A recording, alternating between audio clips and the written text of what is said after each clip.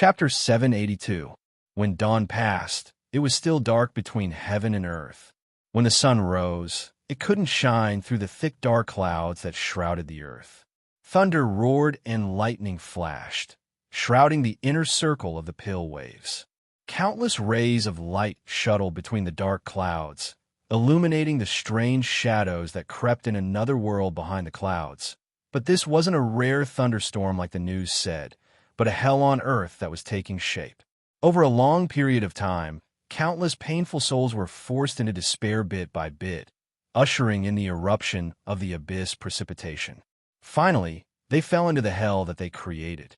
Living in the human world was too painful. They had no choice. The only place they could go was that kind of place to escape to hell. In the dragon summoning flute's mirror, all the numerical changes were very direct and clear. Behind the countless changes, the creation framework from the abyss emerged, revealing its ferocity. Truth enchant, Russell's projection whispered softly. Is it really Woodman's work? One of the creators of the Golden Dawn? Isaac asked. I heard that he was already dead when the kingdom of heaven fell. Yes, Russell said. I killed him with my own hands. In the silence, Isaac was stunned and looked at the projection, but Russell's projection was still calm and expressionless. Only the gloomy eyes showed the coldness of a beast. Unfortunately, it's too late, Russell said. If I had acted more decisively back then, there wouldn't have been so much trouble. The one named William Robert Woodman was already dead. He died in the hands of Russell 70 years ago when the kingdom of heaven fell. But his work was still circulating in the world, his last masterpiece, and also his inheritor, a meme that spread all over the world like a virus, gathering the essence of the dark side of human nature. This is probably what the so-called lingering spirit means, right? Russell sighed in annoyance. He sacrificed his soul and stigmata to his work, creating an illusion that doesn't exist in this world. It was spread by word of mouth and words, and even the meme operation of the Astronomy Association couldn't isolate it. Like a virus, it turned into fragments that were everywhere, parasitizing in the silver ocean, and was difficult to eradicate. For the past 70 years, he has been like a devil, tirelessly luring people to hell and digging their own graves. God knows how many riots he has incited. It sounds like Mephisto. Isn't that so? Have you read that stupid book, Faust? That's the companion he took away from the kingdom of heaven back then. It's like the owner. That's all I can say, right? Russell knocked on the table and said coldly, if it's him, then the source of the beast of eternal life cells can be explained. After all, Golden Dawn is a remnant of a utopia, so it's not strange for it to have such a collection.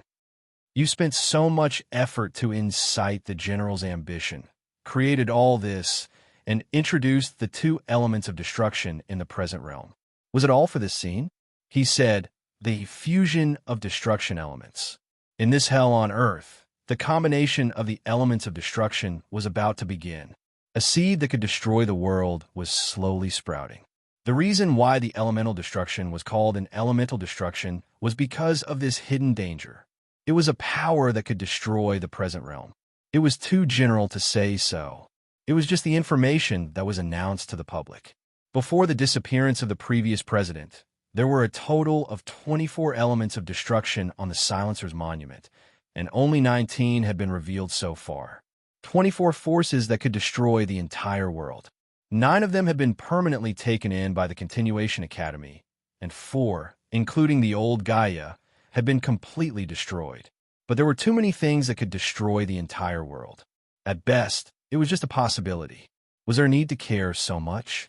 There were too many things in this world that could destroy everything. Who could count them? More often than not, it only took a madman who didn't care about the consequences to ignite the fuse to usher in destruction. To be more precise, the so-called elemental destruction should be something that could destroy the present realm once a certain prerequisite was completed. This was a secret that was strictly guarded by the organizations above the decision-making room. As the vice president of the Ivory Tower, Isaac had only heard a few words. For example, the elemental destruction was actually in a corresponding relationship. The essence of the 24 elemental destruction was calculated by mobilizing the infinite wisdom of the Silver Ocean through the Silencer's monument. There were 12 kinds of annihilation endings that would appear in the future. Once the corresponding elemental destruction was completed, the fate and future of all things would be completely rewritten. The destruction of the present realm was imminent. Once the deep assimilation was completed, the Swamp Man virus would begin to spread wildly and take over everything. In the end, it would combine with the rancher's divinity. The belief of the undying and the existence of the undying God would merge into one, completing the synthesis between the elemental destruction. But the rancher's counterpart isn't the beast of eternal life. The vice president found it hard to understand. It should be the gray-robed man, right? The gray-robed man abandoned the abyss. Isaac, as long as he doesn't give up the responsibility that the president left to him, he will never be able to obtain the rancher, nor will he be able to blow the horn of the battle of amidst Duden. That was the last protection that the previous president left for his assistant. Russell sneered. Guess what Golden Dawn corresponds to as the elemental destruction? Isaac didn't say anything. As the elemental destruction, Golden Dawn corresponded to heaven, but heaven had already fallen in the hands of Perron. The remains were gone. Isaac didn't know much about what happened back then. He didn't know whether Perron chose to destroy heaven to eradicate Golden Dawn or for his own purpose. But no matter what the reason was, the result wouldn't change. As the elemental destruction, Golden Dawn had just been born, and it had already lost its corresponding half, unable to obtain the final completion. Everything that was happening in front of him was a hellish experiment of the Golden Dawn. Using the inner circle of the pill wave as a petri dish, they fused the power of the two elemental destruction on the hybrid culture medium, intending to pry into the real result. Breaking Ingzhou's Hell Circle was just a matter of convenience. They wanted to use the lives of hundreds of thousands of people in exchange for the final answer. Now, under the call of the messenger, the thunderclouds rumbled. The hell on earth rumbled, and an invisible gravitational force pulled the power of paradise, opening a path to hell. Magna Estate Veritas et Prava Avebit, truth flourished. On top of the burning Empire State Building, Woodman looked up at the dark sky with an indifferent smile. From the gradually increasing depth, the creation framework from hell was set up. Everything was shrouded in hell. The Swamp Man virus was rapidly sprouting, transforming and evolving again, spreading from the entire inner circle of the pill wave, deeply integrating with the divinity of the messenger. At this point, no matter how useless the Continuation Academy is, they should have noticed that there is an additional damper on the Doomsday clock, right? He whispered softly, looking up and looking into the distance. After the sudden shattering of the sky, the light of extinction descended from the sky. The light was as sharp as a knife, cutting the dark clouds from the south to the north, then suddenly turned and perfectly circled the entire Pill Wave district. The light was like an iron curtain, instantly isolating the inside from the outside. Cleansing list, activate. Not long after, the monsters from the border prison test area would drive straight in, destroying everything in sight. Through the subsequent 16 operating procedures, from physics to memory to history, the entire inner circle of the Pill Wave would be erased from the world. Woodman looked down at all of this with a mocking smile. Whether this place could continue to exist or not had nothing to do with him. What the Golden Dawn wanted was only the final result. The data and changes produced between yes and no would all be recorded during observation. Destruction would only speed up the process of deepening, just like war and massacre. It had always been the only way to create hell. Now, as the earth rumbled, a ferocious corner of the behemoth that existed between the present realm, the border, and hell appeared. When countless crowded buildings were pushed to the sides out of thin air, a thick door appeared in front of the inner circle of the Pill Wave. The pitch-black door was covered with reliefs of pain, and the moment the huge outline appeared in the air, a cold aura spread in all directions, freezing everything. It was the last work of the creator, Rodan, the gates of hell, a boundary that completely isolated all the pollution and monsters in the Continuation Academy. Now, the door leading to border prison limbo slowly opened a crack. A figure that had not been seen in the mortal world for a long time appeared, staring at the hell on earth in front of him with pity in his eyes. Creator Shah, the man who always had a playful smile on his face, now had a serious expression, evaluating and witnessing everything with the naked eye, completing the final procedure. Indeed, there was no saving this place. Next, it was time to start the purification process. He slowly raised his hand, and with his movement, the gates of hell shook violently and burst forth with a roar. The behemoth from the border prison behind the door let out a hungry cry, eager to plunge into this tragic battle and poison. But the narrow gates of hell could not be opened. Shah paused in his movements. He slowly raised his eyes and looked ahead. From the thin rain, a battered figure appeared. It was as if he had run all the way here, rolling and crawling. His body was covered in wounds, and he staggered forward, looking like a beggar on the street. But now he stood in front of Shah and the gates of hell, supporting his trembling knees with difficulty. Just like that, he spread his arms, facing extinction and death. Under the countless observation mirrors, the man's face was clearly visible. Miyamoto, Genichiro. Why you have to do this, Miyamoto? Shah looked at his student with pity in his eyes. You know, the cleansing list has never been revoked before. Doing this will only sacrifice yourself. Then sacrifice me. Miyamoto's voice trembled and hoarse. Please take my life. The divine city is my student, and the creation of the swamp people disease is my tool. I should die here.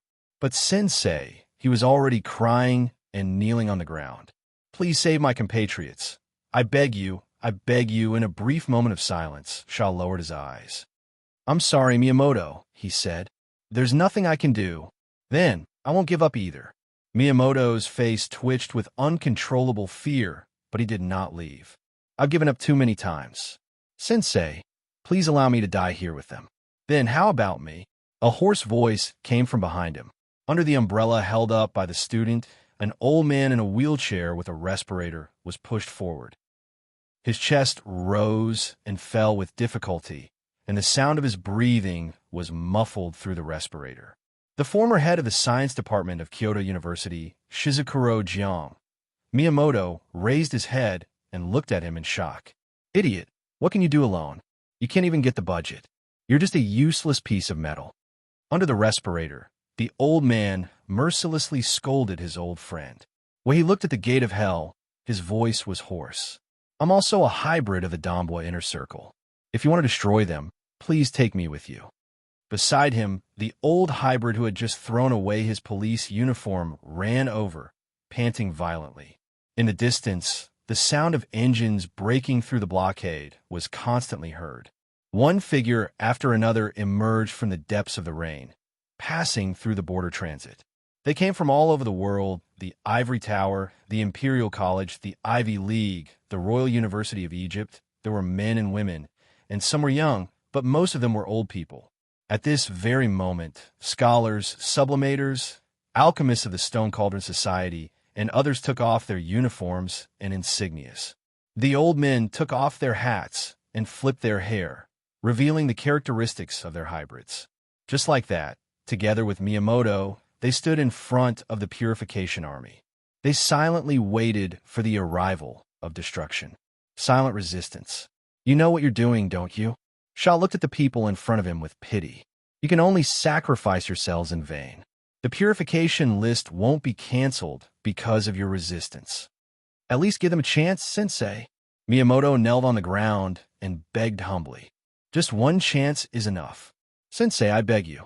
Are people born to live in hell? Miyamoto, among the students I've taught, you're the worst. Shah sighed in pity, but he didn't wave his hand down. He slowly clenched his fingers and retracted them. The gates of hell weren't closed. Thousands of hungry eyes behind the gate stared coldly at the mortal world before them. You only have 15 minutes, Miyamoto. Shah said softly. With my authority, I can only do so much for you. As the price, no matter what the result is, Your life will no longer belong to you. You will spend the rest of your life in the Continuation Academy. You will continue to serve the present realm as a prisoner. 15 minutes in exchange for a lifetime. Miyamoto collapsed on the ground, covering her face, but she couldn't help but cry with joy. Thank you, Sensei. Thank you. In the projection of the dragon summoning flute, Russell rubbed his chin and looked over curiously. By the way, Isaac, weren't you watching Miyamoto? Yes, but he ran away after receiving an email. The vice principal nodded calmly and apologized. I'm sorry, Your Excellency. This is my dereliction of duty. In the silence, Russell's expression became heavy. He scratched his head helplessly. Isaac, this is a big mistake. It's not something that can be brushed off with a deduction of 2 days' salary. It'll be at least a week's deduction. Isaac was still expressionless. He just put his hand on his chest and bowed. Thank you for your punishment. There's no need for that, Russell said. However, I'm curious. Who sent that email? Isaac shook his head. It's from the Astronomical Society. It seems to be a confidential message, but I think this matter has something to do with one of our sensei. Russell raised his eyebrows, understanding tacitly. In the mountains, in a resort hotel that was closed off from the outside, AI Ching stared at the live broadcast of the next day's news. The lighter between her 5 fingers spun silently. This was the last email message she sent to Miyamoto before she handed over her phone.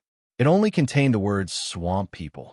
With Miyamoto's ability, it wasn't difficult to guess what had happened.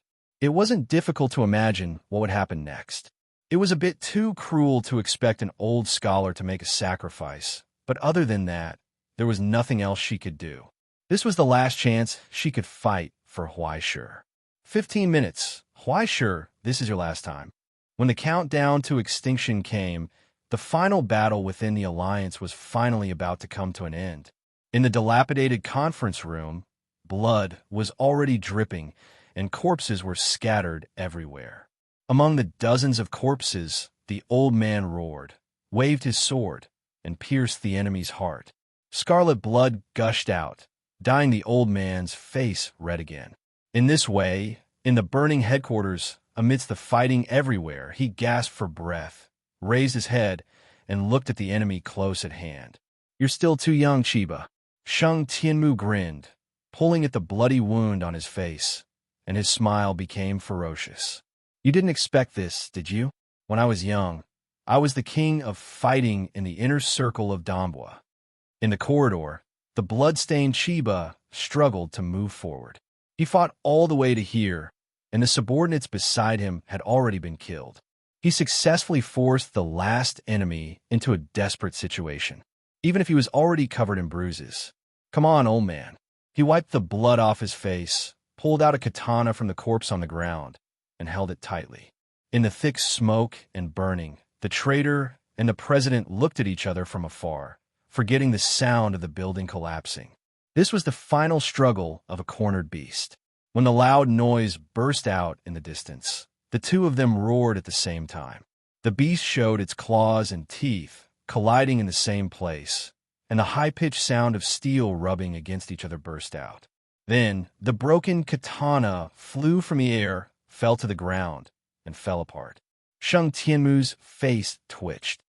He looked down with difficulty and saw the blade piercing through his chest from his shoulder. The winner was decided. Your history is over, Shang Tianmu, together with the history of the Alliance. Chiba twisted the blade and gasped with difficulty. Take your throne with you. This is the last friendship between you and me. The corner of Shang Tianmu's mouth twitched with difficulty, as if he was smiling. Such a close distance. So good. With the last of his strength, he raised his trembling left hand in his sleeve and pulled the trigger. In the loud noise, a scarlet burst out of Chiba's heart. Chiba, I've waited my whole life not to be the president. I want to prove that I didn't fail back then. One day, I can also become a hero. Chiba, thank you. He said, thank you. In silence, Chiba slowly lowered his head, looked at the wound on his chest, and fell to the ground with the old man. In the end, they died together. But he didn't know why, but he didn't feel angry. It didn't matter, even if he died. He just felt pity for the others. It's too stupid, Shang Tianmu. Chiba murmured in disappointment. Kneeling on the ground, you can't be saved. If this continued, all the hybrids could only die from suffocation and silently disappear. But if they died, they should cry out loud. At least, they should let people know that they once existed. If we can't live in the human world, we can at least go to hell. He leaned against the wall and used the last of his time to look at the dark sky beyond the broken wall. We have nowhere to go except hell. You're really a hero, Chiba. I'm far inferior to you. In the pool of blood, Shang Tianmu smiled silently. He was dying, but in such a precious time, he didn't recall the war memories with his family. The only thing he could remember was the first time he met the young man. When the time jumper from the future knelt in front of him and begged for his help, he was so happy and happy. It was as if all the pain in his life had been redeemed. Please let me help you. Shang Tianmu held the young man's hand tightly. Please let me help you. He only had one question. May I ask, what did I look like before I died? At that time, the young man looked up and told him seriously, impassioned. What a joke. He knew that it was a lie. He must have died in a sorry state, right? He had always been like this. He was afraid of failure, never took risks, never sacrificed anything. If there was nothing he could do, he would kneel at the feet of the enemy and beg for mercy, tears and snot, and beg them to be merciful and spare his life. In the end, he would be killed like a wild dog. All these years, he had such a terrible dream countless times. He woke up countless times and was afraid countless times. He was ashamed of his weakness and sad for his sorry state. He was in pain for his failure and felt despair for all of this. He was crying because he couldn't be a hero. Now, death had finally arrived. All the nightmares he had feared had disappeared and were replaced by an indescribable peace. He wasn't in pain, but he couldn't help but smile in satisfaction. Shinya-kun, dreams are all lies. He stretched out his hand with difficulty and used the last of his strength to touch the fire in the distance. But everything seemed to turn into bubbles, gradually dimming and dissipating. Dreams were the opposite. Everyone, don't be afraid. This time, we will definitely have the future. Chapter 783. The sound of something cracking came from the sky. It was as if the ceiling was wailing as dust fell from it. Toshio walked through the thick smoke and haze in a daze, stumbling. He seemed to hear someone shouting in the distance. He opened his mouth to respond, but he couldn't make a sound. It was as if he had swallowed burning charcoal. When he opened his mouth, he felt the charcoal burn in his throat. He tried to run, but he couldn't find any trace of the person shouting. There were only corpses half buried in the rubble. Annie Uchiyama, Uncle Banto, Uncle Cheetah, Yuda, Ayano, Keiko, and Sada. Everyone was dead. Perhaps he was also dead. He had already arrived in the world after death. That was why he was so lonely and sad. But he just wanted to find someone to talk to. Even if there was someone alive, even if there was someone to tell him not to be afraid, he could continue to breathe, and his heart would have a reason to continue beating. Just like that, he numbly walked past the broken corpses. He stumbled forward, stumbling, crying silently. No one responded. Then, in the ruins, a hand twitched with great difficulty. Toshio froze in place. He even thought that he was hallucinating, but the hand was clearly twitching in pain, as if it was struggling in a nightmare. It was hard to describe the ecstasy he felt at that moment. There was someone else was alive. Apart from himself, there was someone else in this hell. Don't be afraid. Don't be afraid. I'm coming to save you. Toshio scrambled forward, shouting hoarsely. He imagined all the things that he wanted others to say to him, wanting to comfort him not to be afraid. The child used all his strength to dig through the dirt in front of him, pushing aside the fallen stone slabs. As he panted, he saw a face covered in dust. He froze in place. It's you. Toshio recognized that face. The white paper doll in his arms. The murderer who killed his cousin. The demon who brought him all the misfortune. The extreme Tao who committed all sorts of crimes. He was still alive. But why? Everyone was clearly dead. Even Annie Uchiyama. Toshio stiffly lowered his head. He couldn't understand, nor could he understand, but he couldn't control his anger. When he regained his senses, he was already holding a broken steel bar in his hand. His childish expression gradually became distorted. "It's all your fault. It's all your fault. It's all your fault. Everyone is dead. If cousin didn't die, Annie, even my Annie, this must be God's arrangement, right?" Toshio's hands trembled, and he wanted to press the sharp end against the man's throat. "I'm going to kill you." However, she couldn't stop her tears from flowing. Drop by drop, they fell on the back of her hand. He choked with sobs. "I want to avenge my cousin." No matter how hard he tried, he couldn't bring himself to say those words. This wasn't his fault. His cousin was the one who deserved to die. It wasn't his fault that this place became like this. He didn't do anything, and he was just unlucky. I just want to hate. I just want to find someone to hate. This way, he would be able to continue living. He would be able to live with a little peace of mind.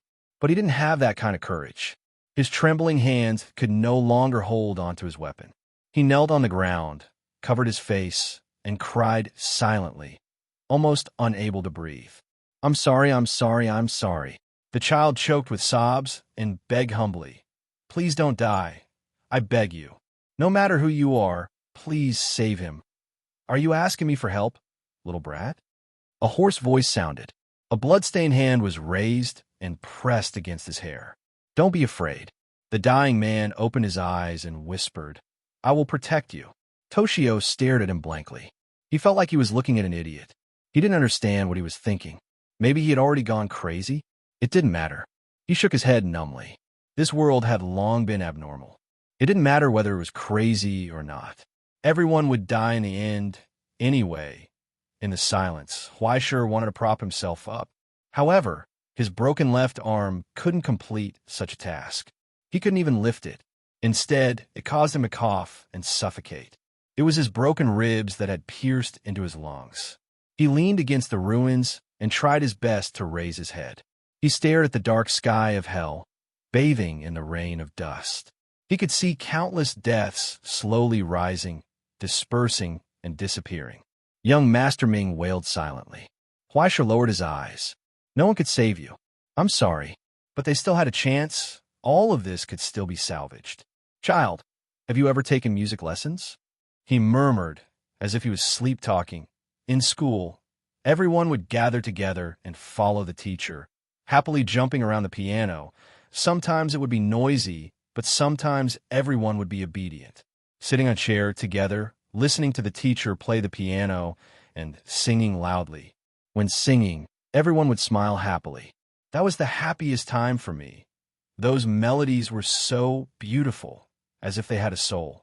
When in pain, as long as you listened, you would be comforted. They're my friends. I hope that one day I can introduce them to you. So, don't be afraid. Huaisher said softly, "You won't die here. You still have a future that belongs to you. You will be troubled by your studies. You will work hard for your exams. You will listen to class and answer questions, or you will secretly cheat. In the drowsy afternoon, you will lie on your desk and watch the hustle and bustle of the sports field outside. You will imagine holding a girl's hand when the flowers bloom. When you run on the sports field, there will be a light drizzle from the sky. Laughter and noise could be heard from afar. It was so gentle, as if everything would melt in the warm sunlight. Everything in the past, the bleak life, the busy studies, the painful struggles, when you recall it now, it was as beautiful as a dream. It became peaceful and fulfilling. You will have such a future. Every child should have such a future. At that moment, light appeared from Huaisher's hand. The book of destiny in his soul opened, and the chapter of the divine miracle appeared. The wailing divinity surged, and the god in the shadow shed tears silently. In front of him, Tongi's illusion appeared again, looking down. "Have you decided, Huaisher?" she asked. "Are you going to give up on great Si Ming's transformation and sacrifice the precious divine miracle for it? This divine miracle is only limited to you. If the divine miracle can only be limited to me, then there is no meaning in its existence, right?" Huaisher looked at her and smiled. "The essence of heaven's inquisition is sharing. Isn't this what you taught me? Give them a chance." Huaishir said, "They don't have to be like me. There will be someone who will lend them a helping hand. This world should have miracles." He smiled and closed his eyes. In an instant, light and shadow reversed. When the gate of the bone burial sanctuary opened, the weeping young Si Ming in the shadow opened her eyes. On the cracked ground, in the collapsed ruins, countless greens sprouted from the ashes. Accompanied by a tide of crows, the vast light of the burning divinity soared into the sky, illuminating hell. Accompanied by the disintegration of the divine miracle seal, pocket paper plane, a solemn and sacred aura emerged from the deepest part of the bone burial sanctuary. A quiet darkness rose, like an ocean, and as soft as mist flowed out from it. The mercy and mercy of the gods was operating on this land. It caused the darkness that was completely different from hell to spread, and spread. It carried the will of God and operated in all directions until it swallowed everything. It enveloped the entire inner circle of the pill wave. In the deepest part of the bone burial sanctuary, Huaishir lowered his head and stared at the cello in his hand. He slowly raised his healed arm and clenched the bow. Thus, a sad and quiet melody sounded from the deepest part of the dream. It echoed in everyone's ears. An aria. The G-string hummed softly, causing a gentle melody to flow like spring water. It lingered in the ears of every tearful soul, turning into a bridge that sent the blessings and favor from the gods into all the pain and suffering. There was no distinction between them. Under the guidance of the vast flock of crows, the miracle of young Si Ming operated on the earth, sprinkling the light of redemption. Through thousands of eyes, she stared at the suffering mortal world, and through countless ears, she listened to the sorrowful cries in hell. Huaishir raised his eyes. He empathized with the overwhelming despair and pain, allowing them to merge into his soul and stigmata, drowning him. In a trance, it was as if an illusion of the past had appeared, staring at his face. The voices in those memories echoed in his ears. "Please, Lord Huaishir," on the hospital bed, the dying man held his hands so tightly. "Everyone is in your hands." Under the sunlight, the young man with dyed blonde hair smiled awkwardly. "It would be great if they could continue to go to school." Chen Yilong looked down mockingly. "You want to make them better, but are they really willing to? But even if it's a rat's boat, it can still save more people, right?"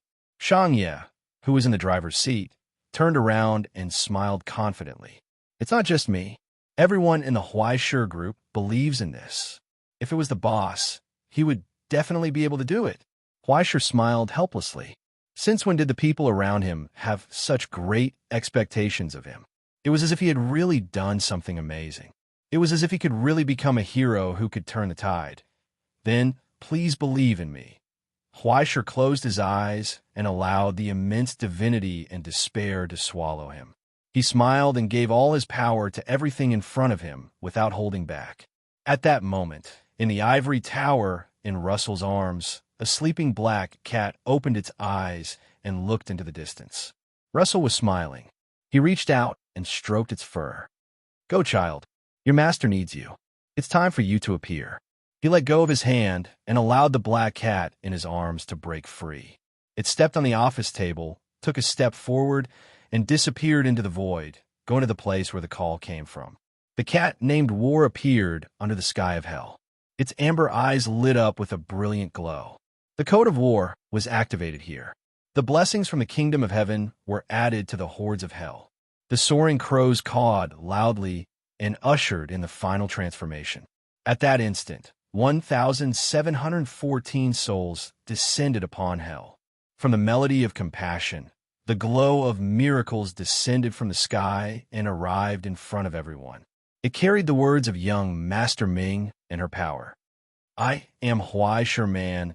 I represent those who want to lend a helping hand and come here to save everything." He said, "My name is Huaishir. Please, don't be afraid. I will be by your side. The sun will rise again. Don't go to hell. Don't give up. I promise, everything will change. We will have a future that belongs to us. A bright future. The future. Come, Your opponent is me. Under the sky, among the helpless cries and wails, an angry roar burst forth. Lunade, the awe-inspiring knight roared.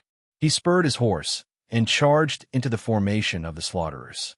He slashed down the metal light in his hand and tore apart the surging flames. He broke through and stood in front of the slaughterers who were no longer human. Strong winds and torrential rain rolled and spread. "Run, old man," the knight said to the old policeman beside him without turning his head. "Run to the north. There are still people resisting there." The old man hugged the child in his arms tightly and nodded. Thank you. He staggered to his feet and limped away into the distance. Very good. Next, there was only himself and the enemy. "Lou, let's do it again." Under the ferocious mask, the young man grinned and gripped the reins tightly. The draconic horse neighed excitedly, its iron hooves hitting the ground. Sparks flew from the ashes and rain. The lonely knight roared and moved forward, facing the countless gathering shadows. But this time, a huge iron crow descended from the sky and flapped its wings with all its might, following behind him. "You guys want to come too?" Yuan Zhao was stunned for a moment, then laughed. "Don't fall behind." The armored horse charged forward. The long tassels were like fire, lighting up the dark hell. "I'm a shark man," Shanya, whose entire body was shining with the light of steel, roared. He held 2 machine guns in his hands and fired at the front. Come, you bastards." Right in front of the open intersection, with only one person's firepower, they suppressed the enemy behind the ruins, unable to raise their heads. "Hey, Shanya, don't go overboard." Behind the SUV, which was riddled with holes, someone at the foot of the mountain roared angrily. "Be careful of accidental injuries. This way, the elderly and children go first. Don't bring anything. Don't you King hear me?" Ji Dao violently kicked a guy who didn't listen to him out of the group. Then he roared at the trembling people, urging them to hurry up, even faster. "Pass through here and go forward. Someone will come to your aid. Don't look back. Hurry." He couldn't wait to push them one by one behind the narrow roadblock. Behind them, on the road lit up by the fire, the surging crowd staggered and ran. But in the chaos, when the foot of the mountain turned around, he saw a familiar face. It was Ruo II of the Jinchuan Society and the group of fleeing people behind them. "Shanya, why are you here?" The foot of the mountain was furious and widened his eyes. "Did you run away from Laha's house?" Shanya shook his head. His burned face twitched, and tears of blood flowed from the corners of his cracked eyes. "The foot of the mountain, Laha's house, is gone." "What about Mrs. La? Where's Mr. Akasaki?" The foot of the mountain gritted his teeth and punched him in the face. "You King ran out alone. Coward." "I wanted to stay." The foot of the mountain, Mrs. Yuko ordered us to bring the women and children here. Shanya's only remaining arm grabbed his hand and didn't dare to fight back. He lowered his head and begged, "Please, the foot of the mountain, let them pass first. I'll do anything." CK, what's the use of having you? Get your ass in there too. The foot of the mountain pushed the guy over and waved at the panicked refugees. Hurry up. In the distance, the roar of the explosion broke out. Further away, there was a flame rising into the sky, illuminating the pale face of the foot of the mountain. That was the direction of Laha's house. The noises outside the wall were getting closer and closer. In the empty hall, Turko silently looked around the bleak scene and smiled helplessly. The family that she took over from her late husband couldn't escape the fate of extinction after all. Only at this time, she could tiredly support the box beside her, sit on the ground, and look at the photo hanging next to her. In the photo, the couple snuggled up to each other under the shade of the tree, smiling sweetly. "Sorry, Jean, I can't hold it anymore." Yuriko sighed and covered the wound on her abdomen. "The mess you left is too difficult." No one responded.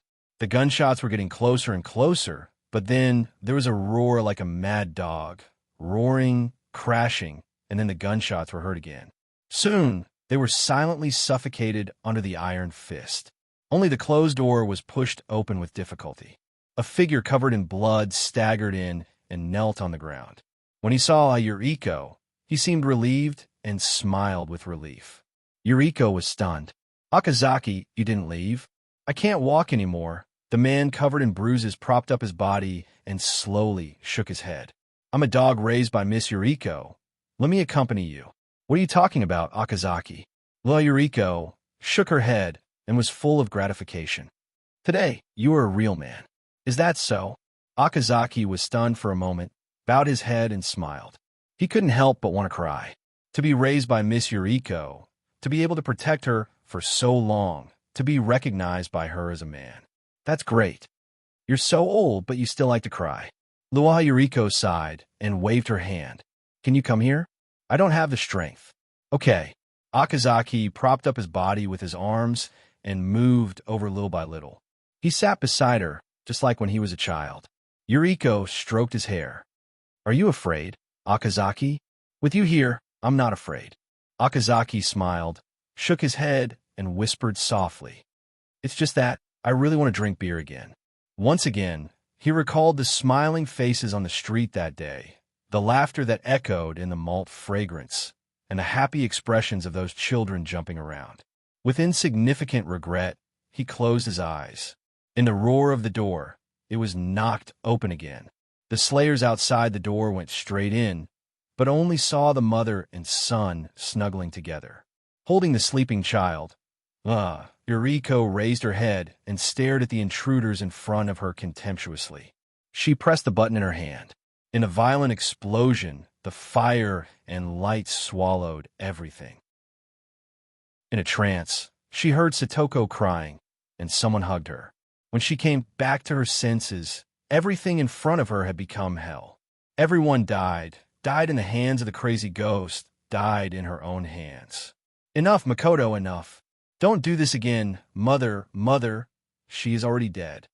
The tearful girl hugged her back tightly, awakening the crazy, evil spirit within her. In the pool of blood, Makoto looked up blankly, seeing the messy corpses in front of her, and her own hands stained with blood. Those people all died, killed by herself. No matter how much she screamed, how much she begged for mercy, it was useless. First a punch, then another punch, and the corpses under her feet turned into a pile of mud. Regardless of the bullets on her body, she didn't seem to feel the pain, but for some reason, she couldn't restrain her tears and cried. Makoto lowered her head and stared at the ferocious reflection of the ghost in the muddy pool of water. Bones were exposed, dripping with blood. That was herself. But no matter what she did, Annie Jiang would never come back again. The woman who took her in like that, the gentle mother who treated an outsider as her daughter, had died. She knelt on the ground powerlessly, crying hoarsely. It was a silent cry. In the silence, the giant iron crow slowly folded its wings in front of her, its long beak gently stretched out, like a gentle palm, stroking her hair. Then, in the burning glow, the familiar figure appeared, like a miracle. It was a dreamlike reunion, but Makoto found that she couldn't smile, couldn't reach out her hand like she imagined. "Are you in pain, Makoto?" Tsuko lowered her head and asked softly, "You seem to want to give up. I don't know how to comfort you." "I don't know, Tsuko. No matter what, I don't understand." Shinichi sobbed weakly as she looked at her bloodstained hands. "Lady Tsukiko, what should I do?" "It's very simple, Makoto. You have to make a choice again. Fall down or continue moving forward." The phantom in her memory squatted down, holding her cheeks with both hands, and wiped away her blood and tears, gently telling her, "You don't have to chase after other people's phantoms. You don't have to be like other people, Makoto. There's still someone standing behind you. She hasn't given up on you, so you can't give up on yourself." Being stared at by such a trusting gaze, Makoto couldn't help but cry, like a child who had finally found her home, crying loudly. "Tsuko, I don't want to see any friends die in front of me anymore." "Then stand up, Makoto, and fight your enemies." The god that only belonged to her stroked her long hair, solemnly and seriously telling her, "I will bear witness to you, Makoto, that you haven't fallen down yet." She said, "Your war has just begun." Following her words, the last of her divinity shone, turned into a glorious outline, and merged with the broken body. It soothed the pain, healed the body, and finally merged with the soul. This was a gift from Xiao Si-Ming, a miracle that belonged to her alone. Celestial genealogy, stigmata, Ean's spirit. Under the glow of the rising glow in the distance, the girl who had turned into a demon raised her head, wiped away her tears, and once again stared at the suffering world in front of her, and the enemies that were slowly approaching from afar. Iron Crow once again spread its wings, turned into a heavy burning axe, and fell into her hand. Clench tight.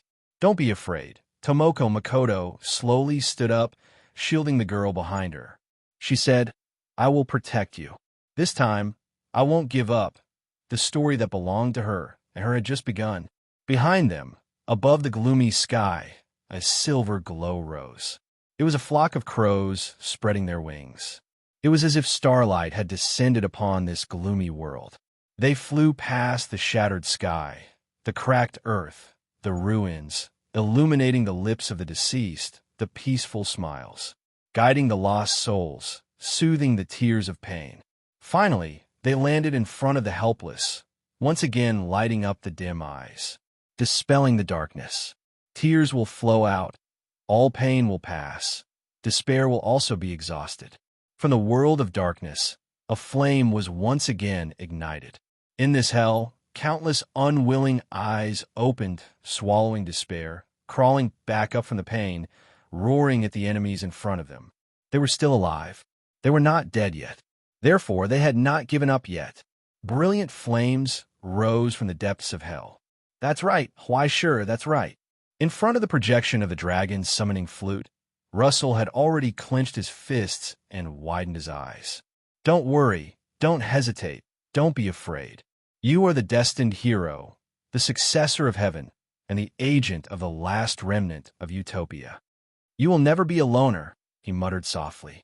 He murmured softly as his eyes lit up with joy. You are the son of the future. No matter how deep the darkness was, a hero would stand in a place that was more glorious than anyone else, making people yearn for them. Do you see that, Isaac? He murmured feverishly. Our sun has risen. The sun that belongs to us, the sun that belongs to the future. Your era has already ushered in the prelude. Why, sure. Now, go and show them hell and the world that the light of Utopia has not been extinguished. Utopia still exists in the world.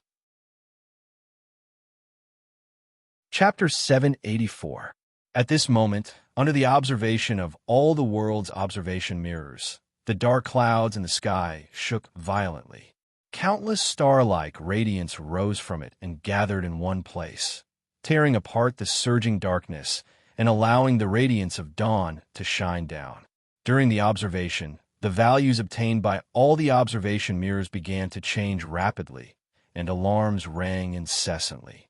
The density of precipitation, the trend of depth, and even the balance of source substances began to fluctuate violently. On the screens of all the observation instruments, those complicated curves seemed to be pulled by an invisible force, intertwining with each other, and alarms rang incessantly. Something huge was slowly condensing, spreading, and changing everything. It was the mark of an unknown miracle. Under the guidance of the melody, the traces of the miracle revolved above the earth, illuminating everything, and descending salvation and liberation. Under the erosion of the destruction element and the infection of the swamp man disease, the soul state of countless hybrids ushered in a completely different change. Abandon hell. In the projection of the silver ocean, the spreading black shadow was quickly dissipating. The rapidly increasing distortion stopped abruptly. Then, the correction value appeared from nothing, ushering in a rapid increase. It was as if an invisible hand reached out from the sky, pulling the falling earth and holding it tightly, not allowing it to fall an inch further. The originally precarious fall gradually slowed down under the violent tremors. Now, on the screen, the constant changes of the depth index affected everyone's eyes, causing them to stare unblinkingly, witnessing the arrival of a miracle. The depths stopped falling. The entire inner circle of Dombois stopped falling. Under the pull of those souls who were unwilling to fall into hell, the city in blood and fire climbed up with difficulty. It was not only the power of the crows, but also a miracle that Huaisher's power alone could not accomplish. It was the struggle of countless souls in pain and despair, clinging to the glimmer of hope at the edge of the cliff. This is the answer. Do you see it? The inner circle of Dombois has rejected hell.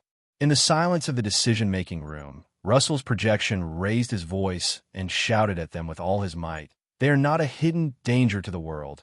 All of this still has the value of redemption. Behind him, the screen finally showed the final result. Inner circle of Dombois, depth 0. In the silence, the final decision was finally made. This is an official permit from the Bureau, Mr. Russell. Secretary General Yeager stood up and handed over the documents in his hands. As you wish, I will leave the Dombois inner circle to you.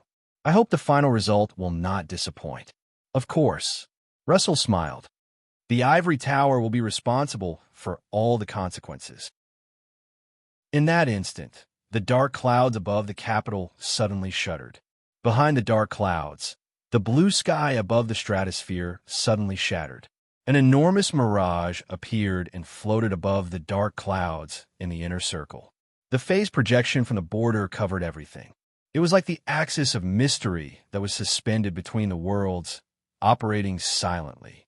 The ivory tower. Looks like I'm not needed here. In front of the gates of hell, Shah looked up at the sky and shrugged. It was unknown whether he was relaxed or regretful. He simply waved his hand behind him. Let's go, Miyamoto, he said. I don't have time to say goodbye to you. There's still a lot of work to do. He said, we have to cherish our time. Miyamoto nodded and looked back at his colleagues and old acquaintances behind him. He wanted to say something, but hesitated. In the end, he just smiled calmly and bowed to say goodbye. He turned around and followed Shah into the darkness of the gates of hell. Sensei, thank you. You're the first fool to take the initiative to jump into a fire pit and say thank you. Shah looked at him strangely. You're really the worst batch I've ever taught. Miyamoto nodded and smiled awkwardly. Probably. Behind them, the gates of hell closed with a bang. Survival Academy record. Appearance time, 6:45 a.m. Cleansing list canceled. Waiting time, 17 minutes and 14 seconds. At the same time as the gates of hell closed, countless rays of light flowed out from the ivory tower's projection. Because the steel door of the library opened with a bang. In the library, the lonely old man was still leaning on the chair, dozing off regardless of day or night. His saliva dripped and stained a large part of his collar. Just behind him, the outline of a young man slowly appeared in the void.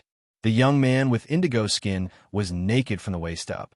He sat lazily among the grass and flowers. He wore a golden crown with peacock feathers on his head. He held an ivory-carved flute in his hand. Countless birds and beasts flocked around him. When he looked down at the flute, countless souls sang piously in the void, causing the solemn melody to reverberate between heaven and earth, controlling the cycle of all things. You actually tricked the old man in the ICU into running a marathon? That's against the law, Luo Su, you bastard. He shook his head and sighed. Slowly, he raised the flute in his hand. His eyes looked down and looked at all things mercifully. The sacred melody was played here. It resounded through heaven and earth, holiness and sin, eternity and beginning, truth and lies, suffering and torture. Everything seemed to be hovering at his fingertips. All things were rotating in the melody. Once again, I declare that this is the epic of the Great War, for the well-being of all things in the world, to awaken everything in their long slumber. And just behind him, in the deepest part of the library, countless records of the kingdom of heaven appeared with a glow. Then, the past history and the souls sleeping in the past woke up from their long slumber. They came in response to the call. All the ancient records left the pages in the melody. Countless characters floated in the air and gathered into a tide. Following the guidance of the Bifrost, they broke free from the boundaries and the boundaries of reality. They crossed a distance of hundreds of millions of miles and extended to the other side of the land. It was as if thousands of troops had descended from the sky. They intertwined with each other and turned into a complicated and magnificent chapter. When they overlapped, countless laws formed a brand new framework, enveloping the inner circle of the pill. The solemn divinity operated here, causing the truth flourishes framework to suddenly shake and countless cracks to appear. Creation, Bhagavad Gita. The power from the ivory tower descended into the mortal world and collided with the power of the land of dreams. And in the library, the old man tapped the bronze staff in his hand. The stage is ready, kid. As the pair of turbid eyes looked up, a burning flame emerged from his eyes and looked at the mortal world. He said, "It's your turn." Thus, the chanting of Bhagavad Gita resounded throughout the world. The power from the celestial genealogy, road of maintenance, appeared. Rank 5, Krishna. The frame of truth forever prosper shook again, and a crack appeared on it. Then a bright stream of light fell down, passing through the crack and going straight down, entering the door of the bone burial sanctum. A massive amount of sapphire flooded in and swept through, bringing about the final qualitative change. At that moment, the tranquil dream that covered the inner circle of the pill immediately stirred up thousands of layers of ripples. They gathered and overlapped, turning into a monstrous tide. How spectacular, why sure. What is this? What you lose on the swings, you gain on the roundabouts. At the center of the ivory tower, Tangi sighed softly and laughed. Perhaps, compared to the Huaishur Suzy, to a certain extent, this is a miracle that belongs to you, right? In front of her, the mainframe of utopia, which had only been rebuilt by a third, was endlessly extracting sapphira. Following her actions, the supreme high end that she had personally salvaged was activated, and authority was granted. Using this as a bridge, she forcefully took over young Master Ming's sacred mark. After 70 years, with the same soul as the Axis, the Supreme High End and the Book of Destiny were once again connected to the same place.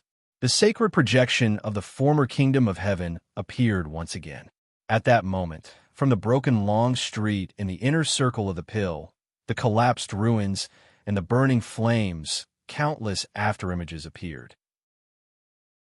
Endless death was gathering here. With young Master Ming's projection as the foundation, the deceased souls opened their eyes again and looked at the world from the shadow of China, looking up at the miracle in the sky. One could vaguely make out their former appearances, but there was no longer hatred or despair in their eyes. Instead, they had become calm and serene. It wasn't because of the mercy of the miracle, but because of the arrival of hope. They firmly believed that there was a future in this world. Just like that, the deceased smiled and followed the sorrowful melody of the cello. Step by step, they walked past the burning flags and disappeared into the darkness at the end of the bone burial sanctuary. From this fleeting dream of the kingdom of heaven, he ushered in eternal sleep. The door of the bone burial sanctuary gradually collapsed. It dissipated silently. When the fourth seal was opened, I heard the fourth living being say, "You're here." Tangi murmured softly. I watched and saw a gray horse. The rider was called Death-Seeking, and the Een Manor followed him. They were given the authority to kill a quarter of the people on the ground with swords, famine, death, and beasts. Just like that, with her words, under the dissipating miracle of life, the authority of death gathered in the forging furnace. At that moment, great Master Ming Huai sure opened his eyes. He stared at the sky, the earth, and everything. "Hello, world," he said softly. "I'm back." "Well done, young man." "Ah, no, you're already 18. Can you still be called a young man?" "Young man? It feels weird." Above the collapsed ruins, Yu Dongri put down the binoculars in his hand and smiled with relief. "In short, I'm going to make you the second most handsome person in the world."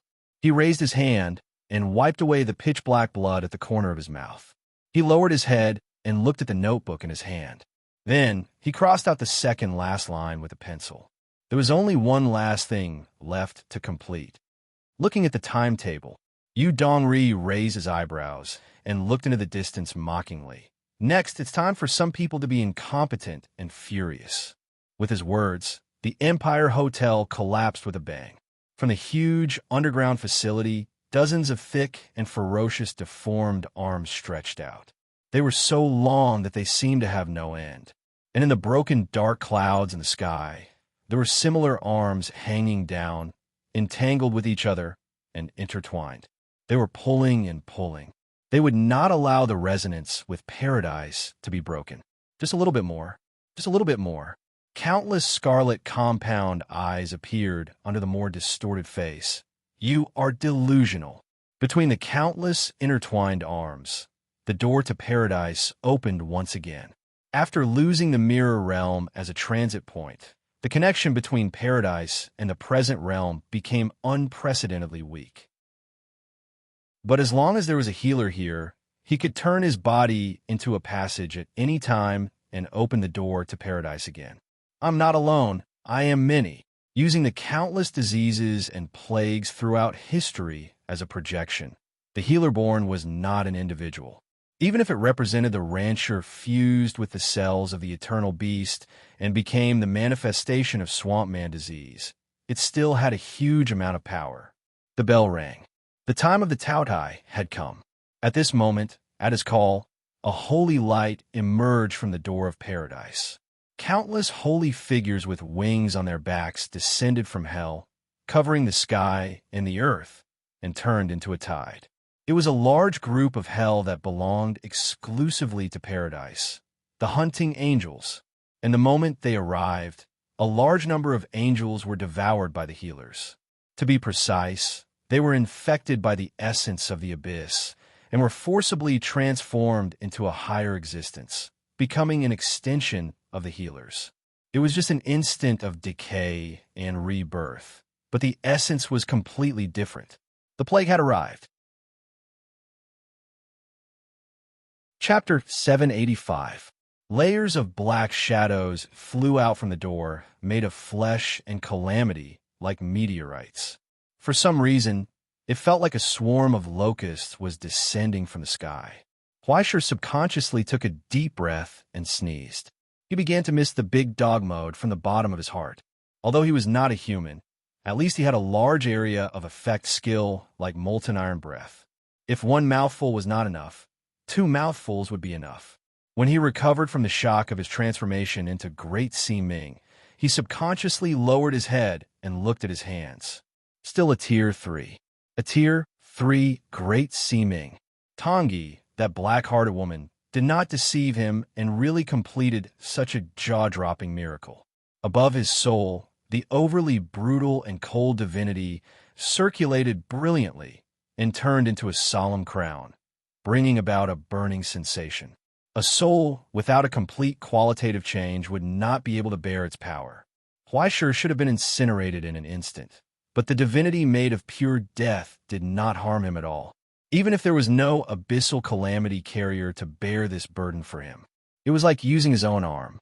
As long as Huaisher changed his mind, the divinity that shrouded his soul would instantly trigger a qualitative change of the Tier 4 origin substance, whether it was the warm and gentle life force or the brutal and cold death. It was like stuffing an AE-86 with an F1 racing engine, or even more. For a moment, Huaisher almost thought that the Angel of Authority jet combat engine was attached to his body again. As long as he casually twisted the throttle, he would explode with enough power to soar into the sky. The explosive power increased again, and his speed also ushered in a qualitative change. The forging furnace in his right arm had completely disappeared, but with Huaisher's will, it could transform between metal and flesh at any time. When the internal structure disintegrated and unfolded, the alchemy fire that burned eternally in the complex core in his arm turned pure black. Other than that, there were other different changes, but it was too late to check. When he woke up from this short period of concentration, he heard the sound of wind in front of him. Without thinking, he raised his hand and subconsciously raised the sword of virtue, pushing away the halberd. Following Huaisher's movement, the tip of the sword drew a small arc in the air. After bypassing the halberd's blockade, it slid up the halberd's body and easily cut off the finger that was covered by the armor. Under the stimulation of the aura of hell, the blade of the sword of virtue lit up with brilliant flames. When Huaishir's arm pressed down, it cut off the arm that was comparable to steel and the heavy armor on it. When Huaishir stepped on the ground again, he was already standing behind the 3-meter-tall hunting angel. Behind him, the two sharp wings suddenly broke, along with the head of the hunting angel. He fell to the ground. Blood spurted out, but the huge body was quickly collapsing. The divinity of the great master of life brought about a qualitative change in the form of the origin substance spread through the smooth cut. Wherever it passed, no matter how sturdy the body and organs were, they were all turned into ashes under the authority of death. The blood evaporated, and not even the bones were left. Only in the breeze that was stirred up by the steppe, the pale ashes on the ground drifted with the wind, emitting a pungent smell. Sulfur and salt. It was comparable to the purification of alchemy, completely destroying the enemy's body, and even completely dissolving the power of calamity into the most basic matter. In an instant, the hunting angel that dominated hell had already been beheaded. That posture was relaxed and comfortable, indescribably free and easy. Huaishir did not even have time to react, and he was already dead. There was no sense of reality. A bubble appeared, and a bubble burst. Are all of you so weak? He raised his head and asked curiously. Then, in front of him, countless scarlet eyes filled with rage appeared in the endless hordes of hell. Then there was a burst of sound like birds flying into the air. It was the vibration of countless bowstrings. There was a blurry black cloud spreading from the sky, tearing the air and bursting out with a roar. Those arrows that were meticulously carved out of bones were burning with dark green, evil flames, turning into a torrential storm that covered the sky and earth and fell to the ground.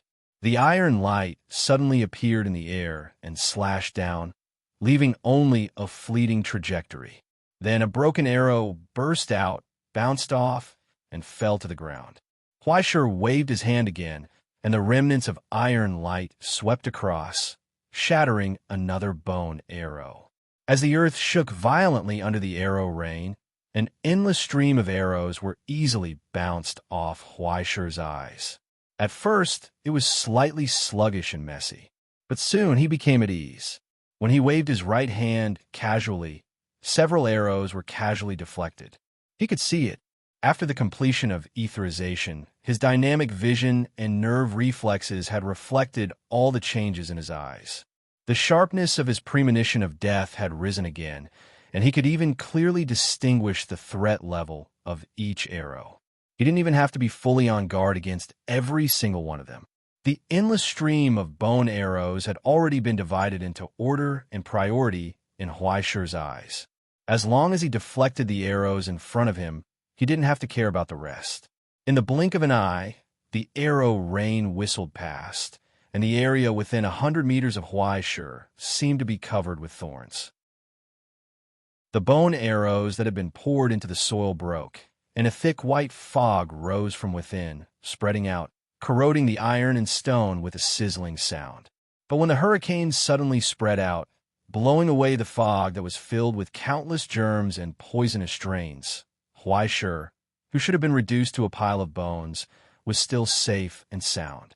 He only raised his hand, plucked the green buds and vines that grew out of his hair, and casually threw them into the hole in the soil beside him. After stepping on them, he covered them with soil. Is that it?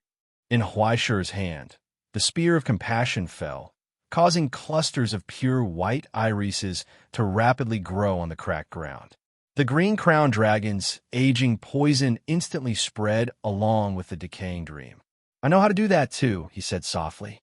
In the blink of an eye, the solemn spear blade had already torn apart those who stood in his way. Blood splattered everywhere, and a tragic gap was opened in the hunting angel's formation.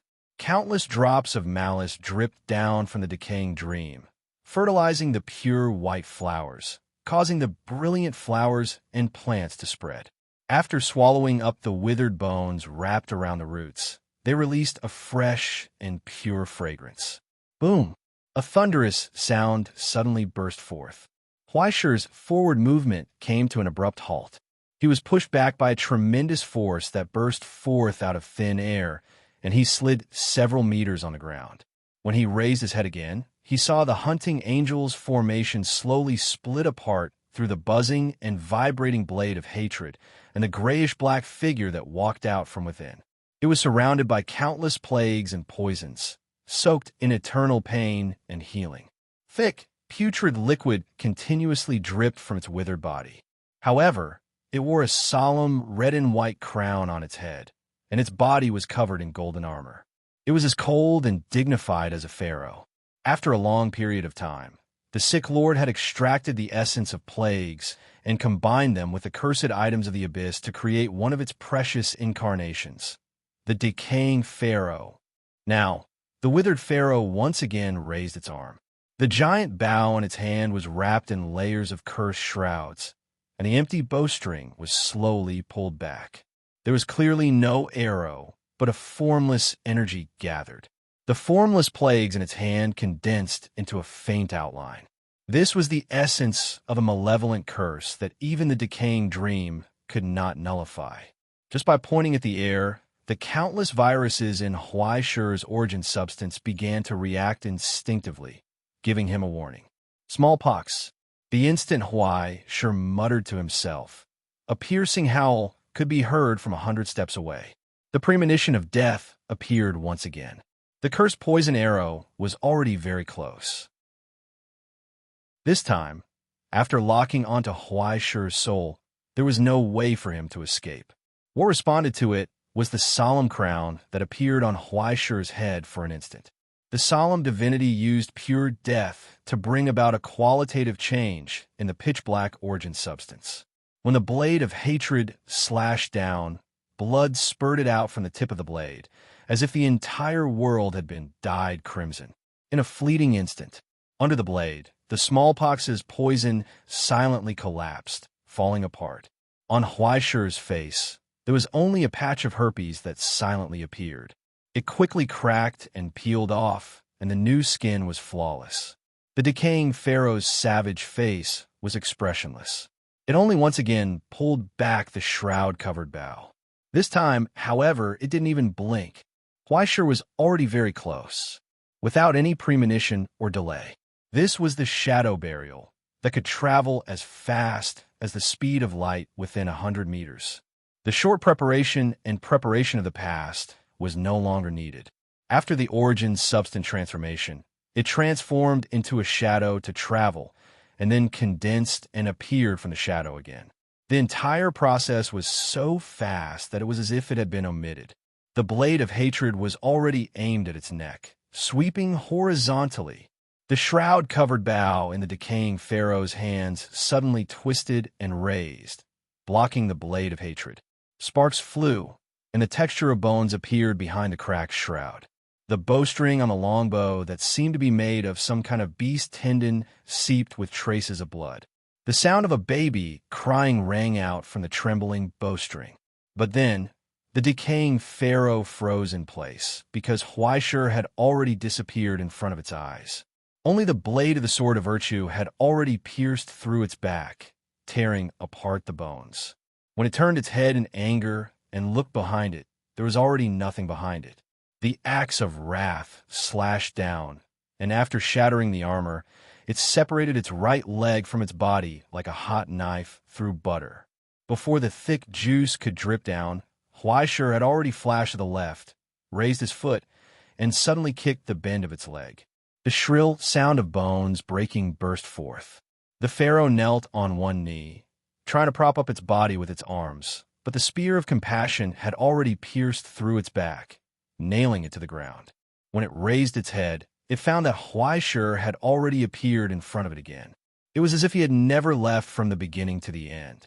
The blade of hatred in his hand was raised, aimed at the left arm that was propping itself up, and slashed.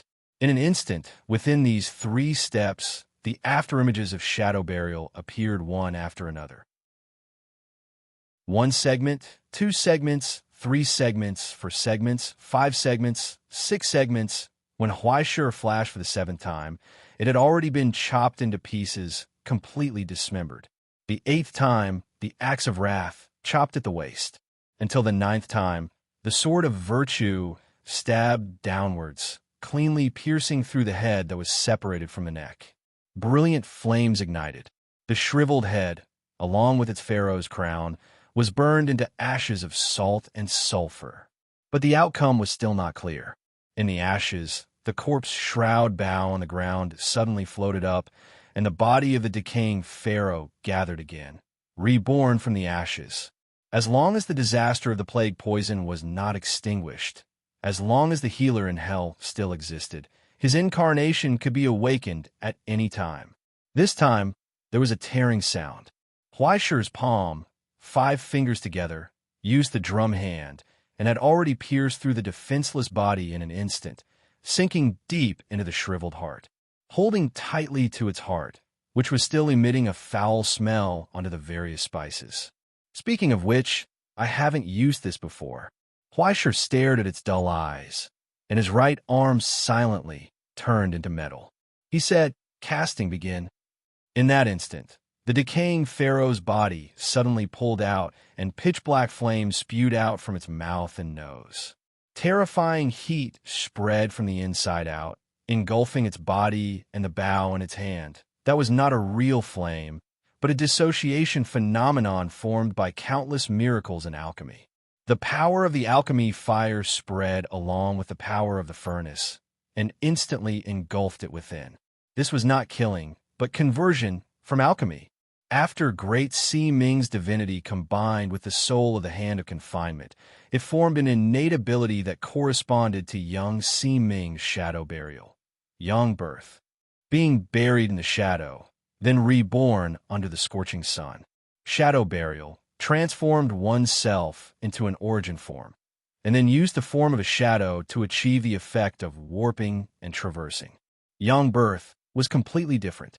Its power was to forcibly transform the opponent's origin form, soul, and even sacred mark into a shadow, and then refine the origin form in reverse. The closer the attributes and essence were to each other, the more powerful this transformation would be. This was the biggest reason why the ascendants of the celestial genealogy treated Great Si Ming as their #1 threat. Other than the fact that Great Si Ming's essence was too close to the abyss, it was also the same for the other ascendants of the celestial genealogy. Under this violent transformation that targeted the soul and sacred mark, no matter how sturdy the structure was, it would cause irreparable damage. However, when Yang birth transformation was combined with the Hand of Confinement, the furnace, and the alchemy fire, Huaishir was able to do fine work that other Great Si Ming could not do. Just like now, in the blink of an eye, the decaying pharaoh was incinerated by the pitch-black flames, and the melted corpse shroud bough broke inch by inch, and the casting was over.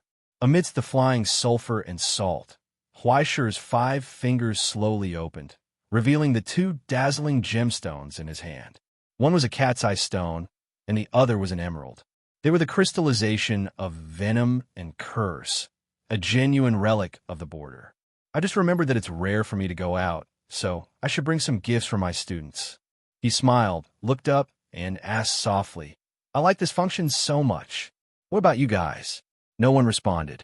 In the dead silence, behind the hunter course formation, a series of cold figures appeared. A bloated young man who seemed to have been soaked in venom, a rotting noble lady under a black veil, and a deformed monster with a strange iron crown on his head. The incarnation of the healer landed heavily. The hunter corps had completed the final encirclement, and this place was already in a deadly trap that would not stop until one of them was dead. The smell of death came with the wind. So presumptuous? The midnight parade must end before dawn. That's the rule. Huaishir looked up and stared at the sky, at the collision and battle between Hengchang truth and Bhagavad Gita, as well as the sunlight that gradually shone down from the dark clouds. The sky was about to brighten. Now, the time of indulgence is coming to an end. Everyone, along with you. The great Si Ming slowly opened his hands, holding the hilts of virtue and hatred, and calmly announced to the enemy, "Everything must return to the right track. Return my right track."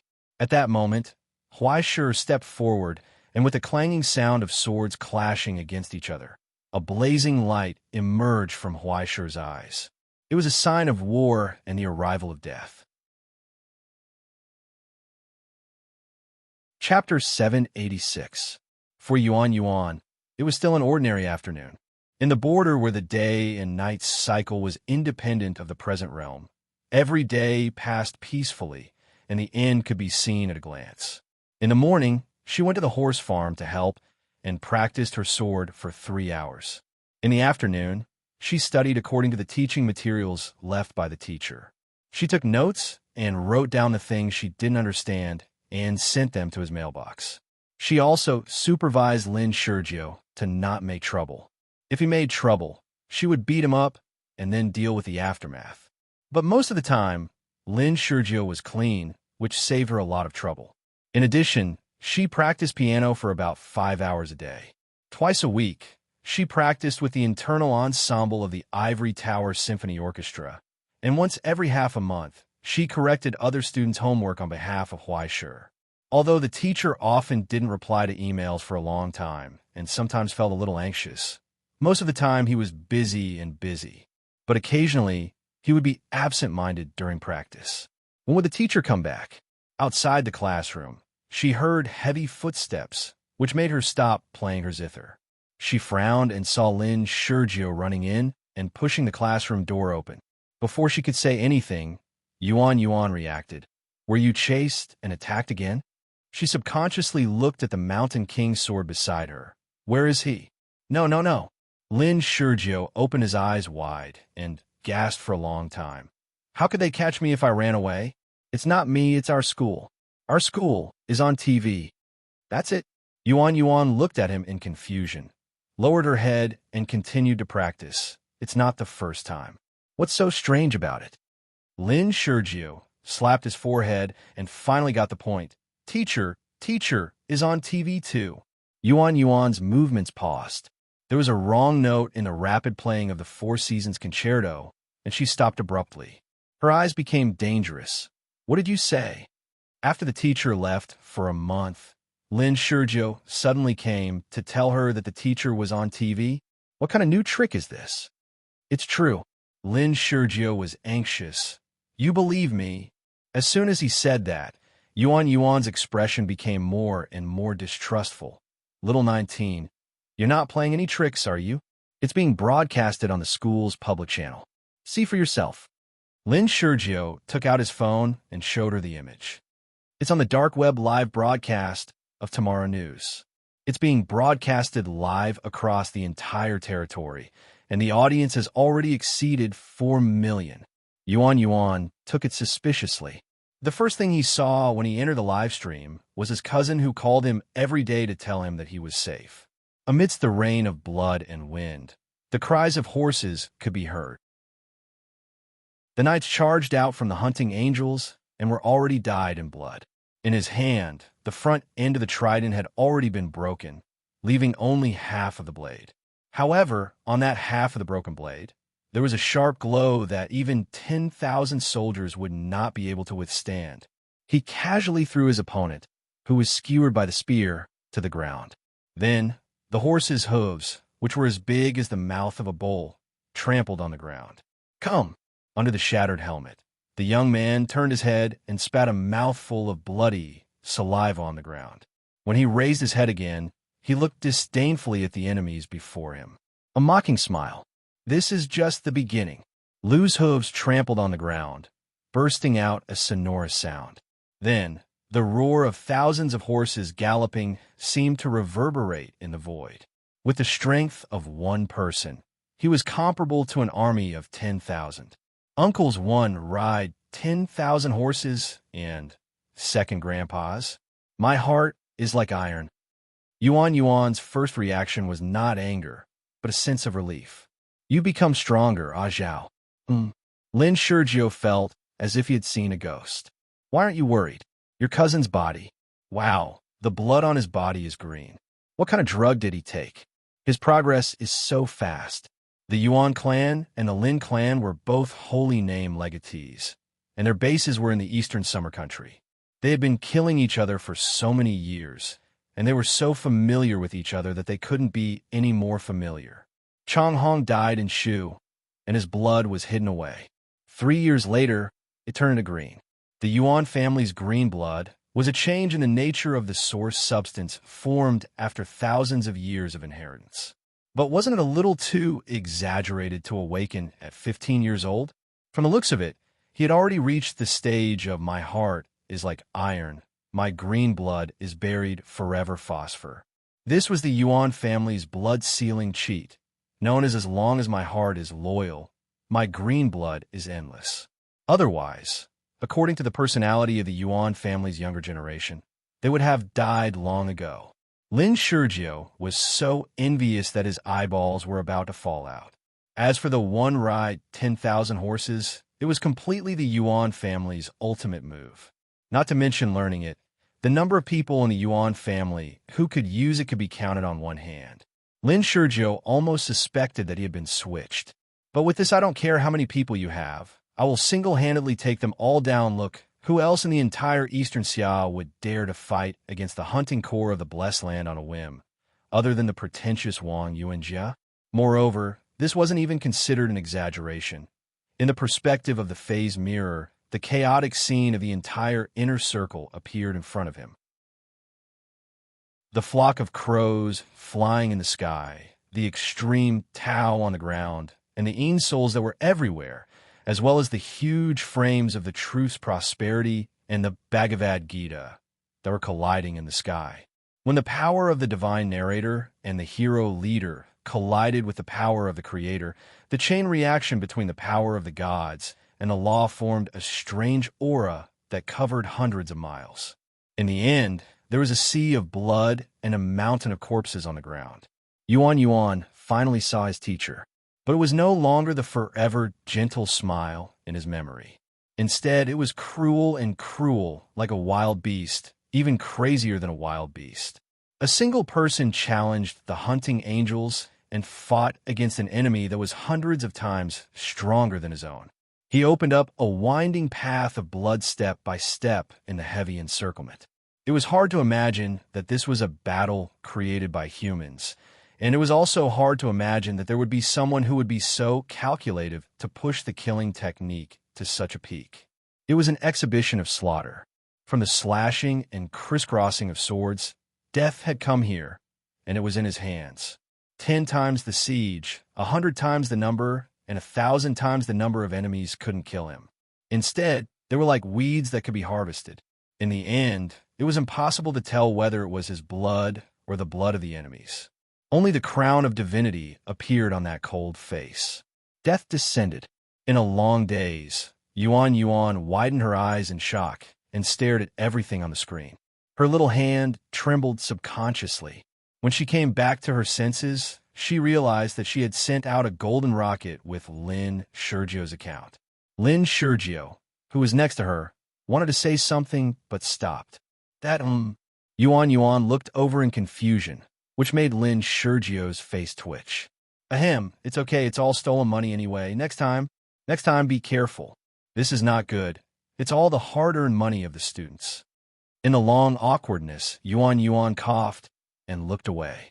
Everyone pretended that nothing had happened. Then he took out his phone and logged into his account. Round Not Round sent out 10 golden rockets. On the screen, 10 flames slowly rose from the cheers of the Paradise Enthusiasts Association. In the blink of an eye, the original sarcastic comments disappeared. But then the animation of the rockets disappeared. Amidst the flickering golden screen, a colorful bullet screen rose amidst the impassioned music. Administrator Gila sent out a spaceship. The light was so bright that it illuminated the deep eyes of the girl in front of the screen. At that moment, Lin Shurjiu smelled something bad from Yuan's frown, and the corner of his eyes couldn't help but twitch. That's right, it was war. The war between fans had arrived. Don't F*** King, just send rockets to block the screen. In the spacious office, a white-haired middle-aged man looked at the screen covered by rockets and couldn't help but hit the table angrily. What the hell are these girls thinking in their heads now? Can't they let people watch the live broadcast properly? Ahem, a few of them are from our side too. Michelle on the opposite side coughed twice. I just saw there are 2 from our school. But Your Excellency, why did you send rockets too? It's just convenient. Isn't it just to join the fun?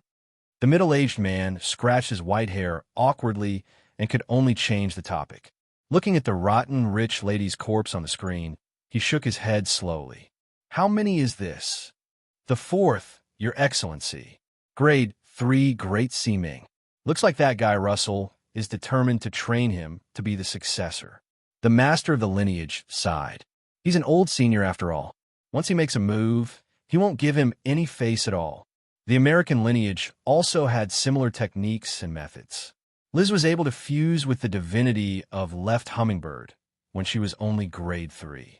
However, that was the exclusive treatment of the inheritors of the gods' noble blood. The other lineages more or less had similar restrictions.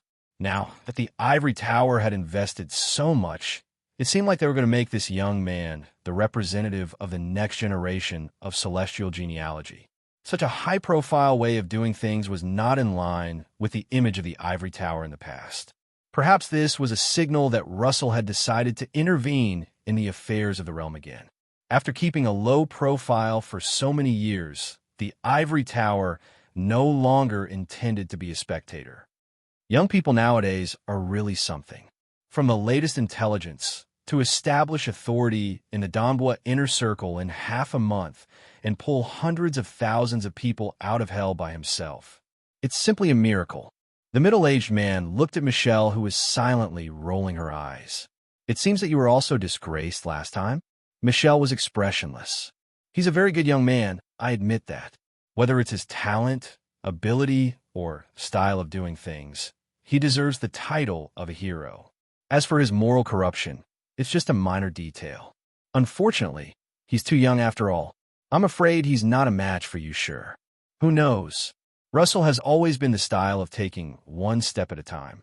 Maybe he has some tricks up his sleeve, but why can't we add fuel to the fire? The middle-aged man calmly leaned on the chair.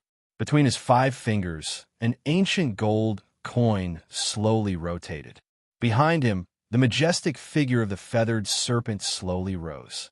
As the Mayan gold coin rotated, a blessing from the feathered serpent descended, causing the young man's silhouette to appear in the bright light. It illuminated the middle-aged man's smile. Michelle was stunned and asked, "Is the American genealogy going to make a statement?" "What else? It's just a favor with little cost. We have to express our position."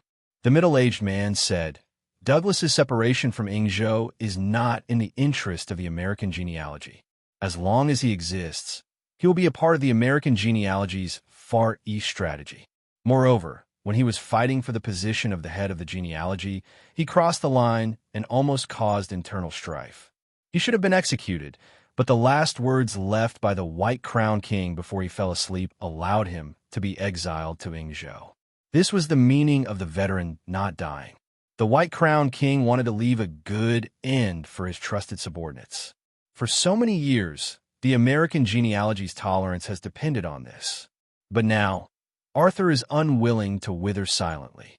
If he wants to leave Ingzhou, he's violating his decree. There will be no place for him in the present realm."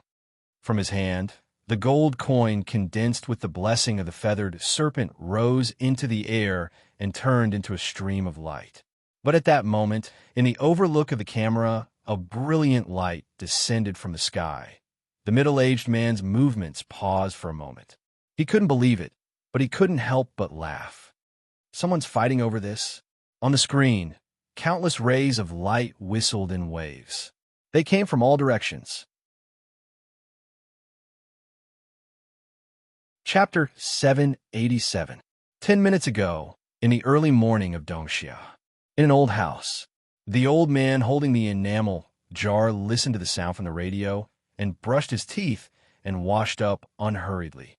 But after putting down the things in his hands, he looked at the courtyard and suddenly fell silent for a long time.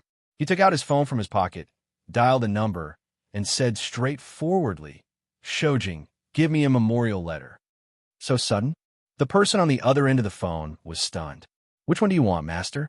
"Let me think." Guoshuk pondered for a moment and asked, "In Jixiao's collection, I remember there is a sacrifice to Chiyu from the Tai Bai in scripture, right? I need it urgently. I want to return a favor." "Okay." The principal of Jixia did not hang up and reached out to pick up the landline. In less than half a minute, a little fox with a wooden box on its head sneaked in from the small door in the corner of the courtyard. After putting down the wooden box, it wagged its tail and whimpered twice. It jumped up to hang a piece of bacon and disappeared. They all learned bad things from Xian Yao. The mountain spirits and water monsters who came here all like to take some wool back home. This time, Guoshuk was not in the mood to scold people. Instead, he lowered his head and opened the box in front of him. In the opened wooden box, the memorial letter that had been sealed for many years in the past saw the light of day again. Between the ancient ink marks that had been nurtured for thousands of years, the full killing intent almost rushed into the sky and turned into a sharp white rainbow. "Okay, this is it." Guoshuk thought for a moment and laughed softly. "It's a small gift." Through the loud noise from the radio, it was like peeping into the slaughter and death under the sky of a foreign country, once again witnessing the appearance of the noble divinity rising slowly. It was so familiar. "Your time has come, kid." Between his 10 fingers, a bright flame appeared, illuminating the old man's smile. "Let this old man give you a hand." The memorial letter was instantly engulfed by the flame. But countless ancient characters seemed to have merged into the fire, slowly rising and dancing, turning into a mighty echo that reached the heavens. It was a trace written from the human world, a myth created by humans. After the Yin Emperor, the god of Chi-Yu said, "At the beginning of the primordial age, the fashion was simple.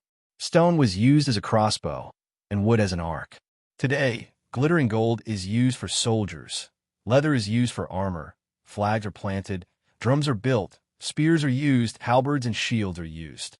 Saints rule the universe with a vast ocean. Conquering all 4 directions, they submit to the strong and fear the mighty. Punishing traitors and violence, they control the benefits of the 5 armies and are the resources of 10,000 nations." The emperor gave birth to a flock of children, so he was righteous and immoral. Rongdi is ferocious and cunning, ants gather and desolate. Under the illumination of the flames, Guoshuk raised his hands and saluted. Today, the 6 masters have imposed martial law, respectfully carrying out the punishment of heaven. The gods have not concealed it. The blessings of the scenery have come. The drums have increased the qi. The xiangjing has increased the might. The yi has no strong city. The wilderness has no horizontal formation. That hoarse voice reverberated between heaven and earth, gradually becoming louder and louder. In the end, it suppressed all the other noises in the mortal world, as if it had turned into a mighty roar of heaven and earth. Along with the emergence of large amounts of past correction value, this majestic sacrificial text that was comparable to a divine carving slowly rose between heaven and earth, causing the divine might of the past to reappear, turning into a solemn and violent figure. Like flying frost sweeping up trees, like uprooting a mountain and crushing an egg, like raging flames sweeping away the wind, Rongxia united. Grant me the virtue of one person, the merit of the 5 armies. In that instant, the solemn crown that extended from the weapon grandmaster's divine might surge between heaven and earth. In the depths of hell, Chu Hai, who was advancing in the darkness, seemed to sense something. He turned around in shock, then seemed to understand something and smiled. Behind him, the ancient silhouette of a giant god appeared once again, casting a finger of promise towards the mortal world. Thus, a mighty stream of light surged up from the land of East Xia, whistling towards Yingzhou.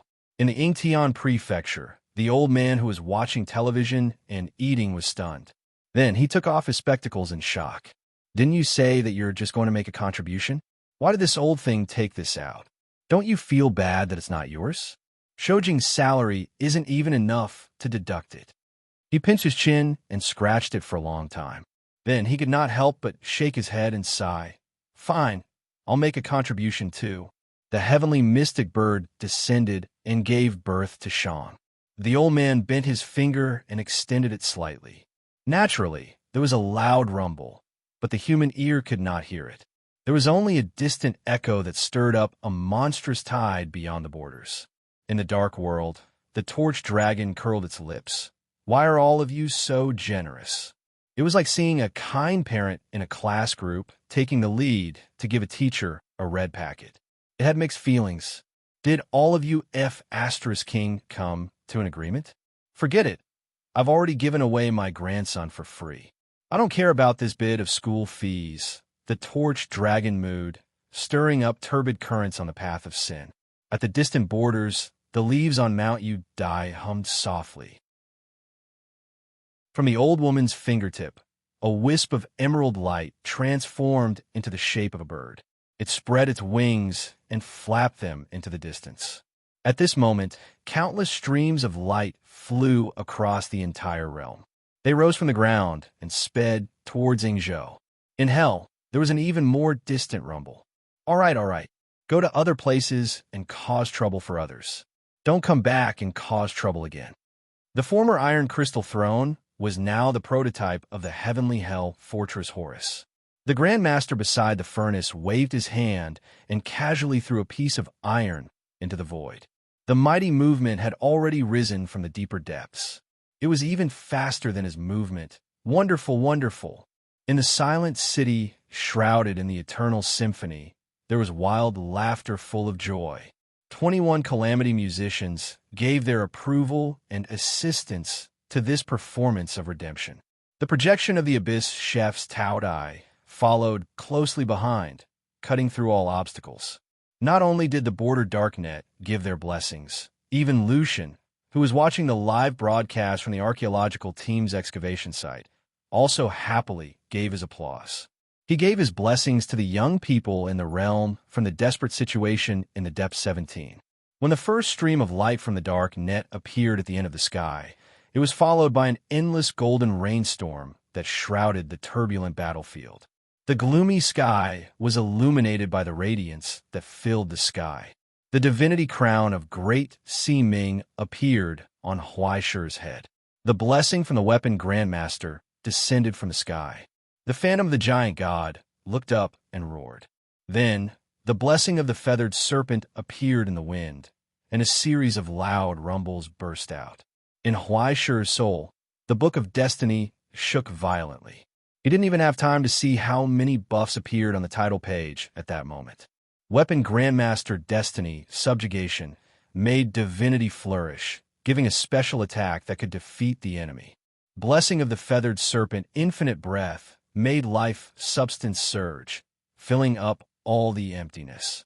Then there was Blood for Blood from the Evil Candle Dragon, 10,000 Blades from the Yuan family, Evergreen Season from the Qing Emperor, Rise of Phenomenon from the Three Wise Men of the Darknet, Green Fusion from the Iron Crystal Throne, Symphonic Harmony from the Music Association of Hell, Health Master No Future from the Cooking Demon Organizing Committee, and even Poem of Eternity from the Sunmaker.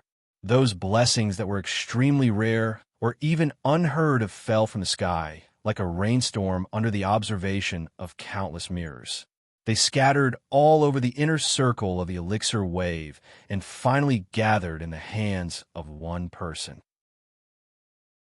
From divinity to life substance, from the stigmata to the phenomenon, then energy, luck, efficiency, recovery, buffs, blessings, healing. At this moment, the title page of the Book of Destiny was filled with dense words, almost to the point where it couldn't fit anymore. It was as if at this moment, the whole world was revolving around this place, and the radiance of countless stars gathered on one person. It made Great Si-Ming's divinity circulate, radiate, spread, and shroud everything. Solemn and violent flames appeared on the sword and blade. It made him move forward. Step by step, he tore apart the formation and enemies in front of him, crushed the bones under his feet, and slashed down with his sword and blade, spreading death in the cruelest way. The heavenly punishment had arrived. It was in his hands. His blood was boiling, radiating with the temperature of lava. The moment he entered the state of transcendence, Huaishur felt as if he had turned into a piece of red-hot steel. The violent power burned his will, and this power that soared endlessly under the layers of blessings burst out casually.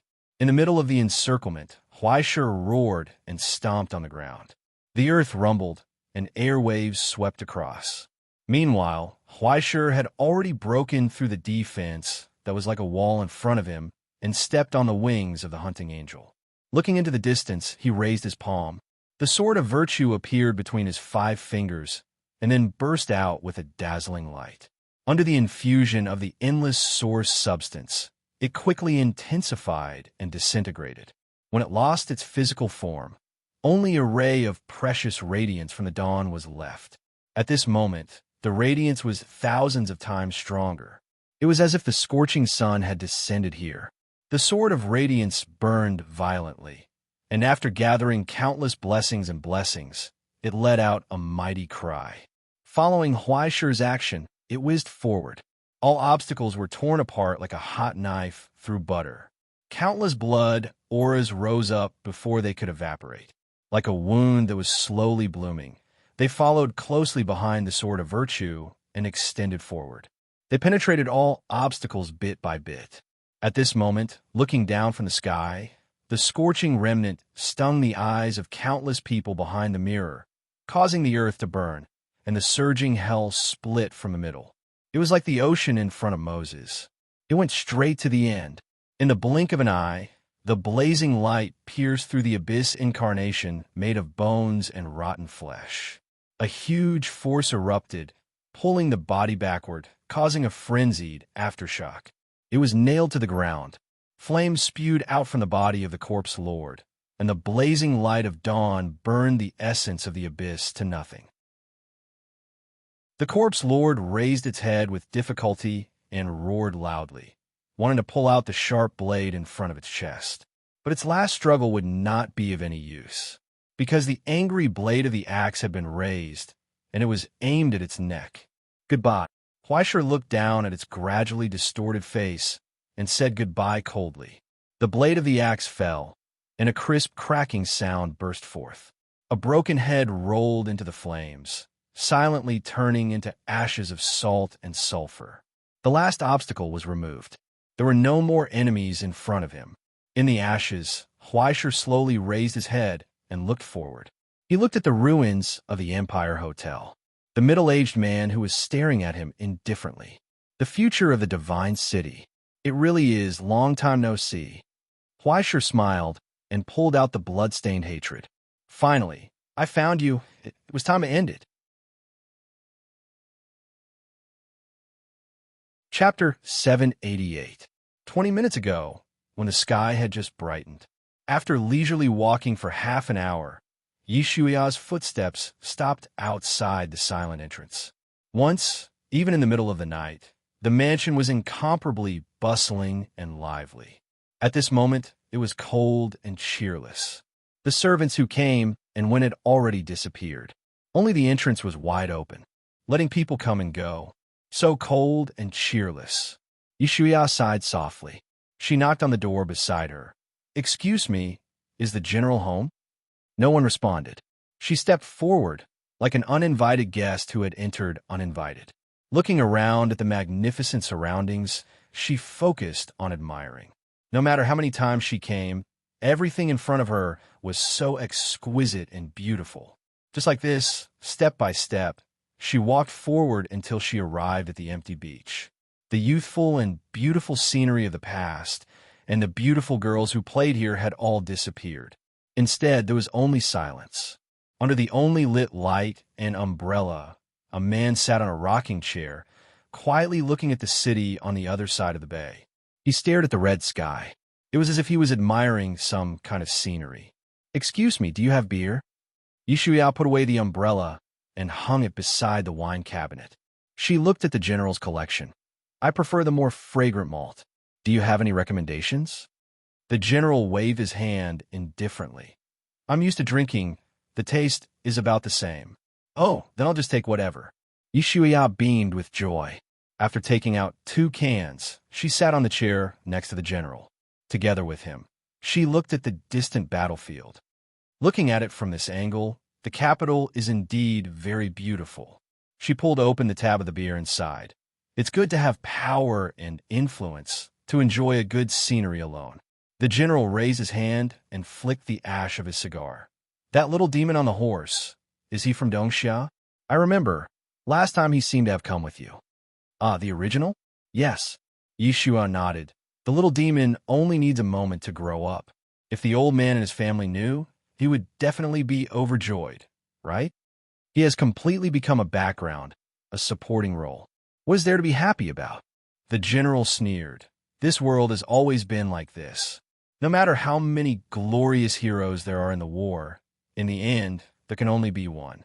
The rest of the people vanish into the crowd or die in the wilderness. That's different, General. Yishua shook his head. For the Yuan family, death is actually not scary. What's scary is that when you're alive, you can't make a big splash.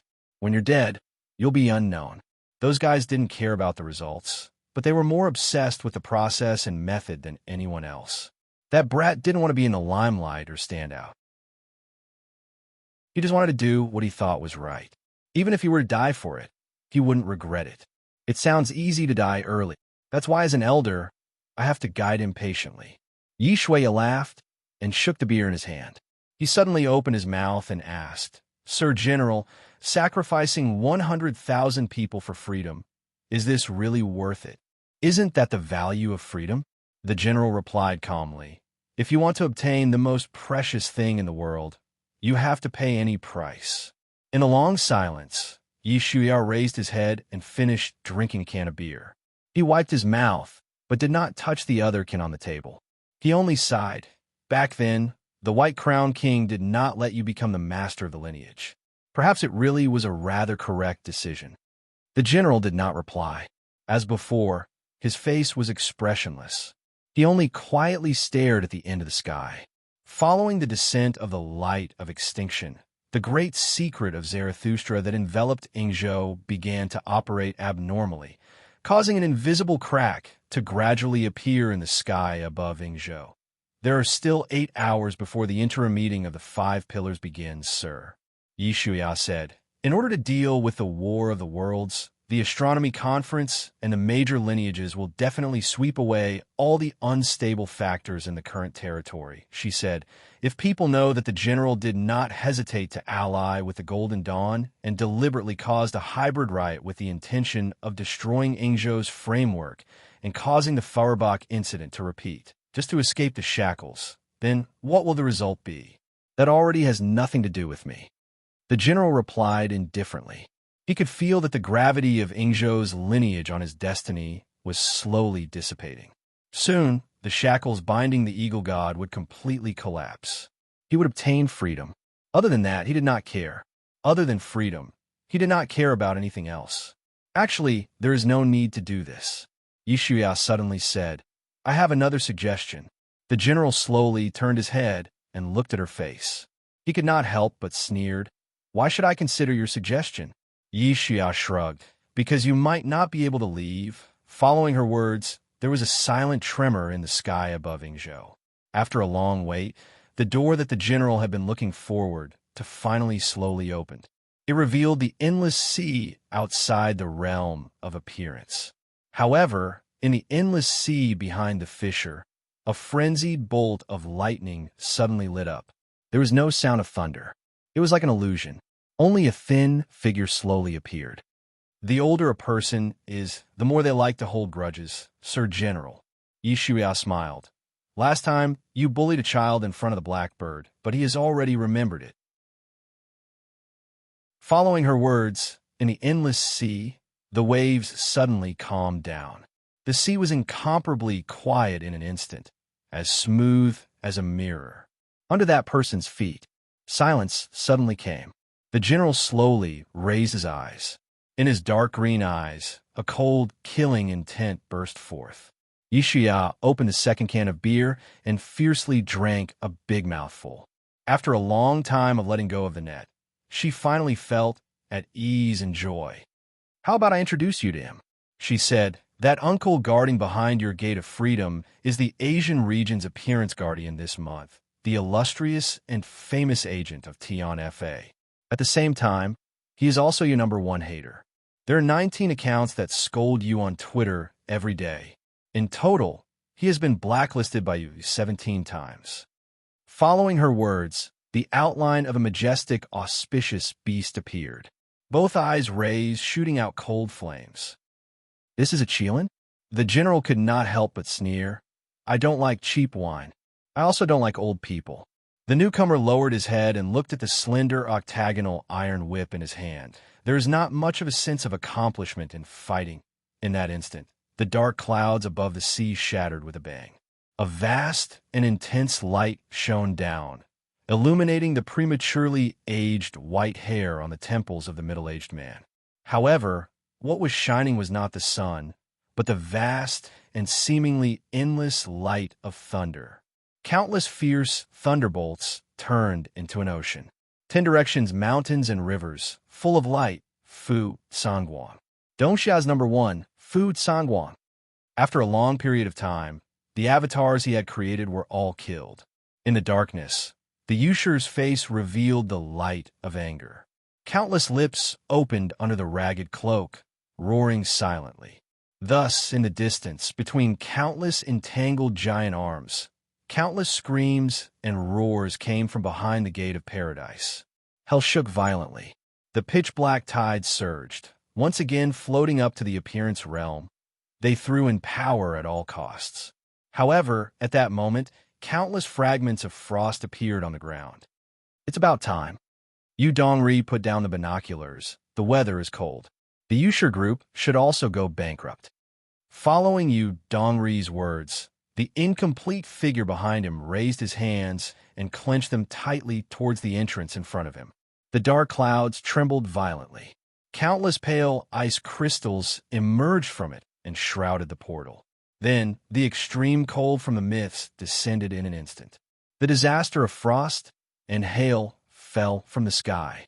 The extremely cold air froze the moisture in the clouds into sword-like hail.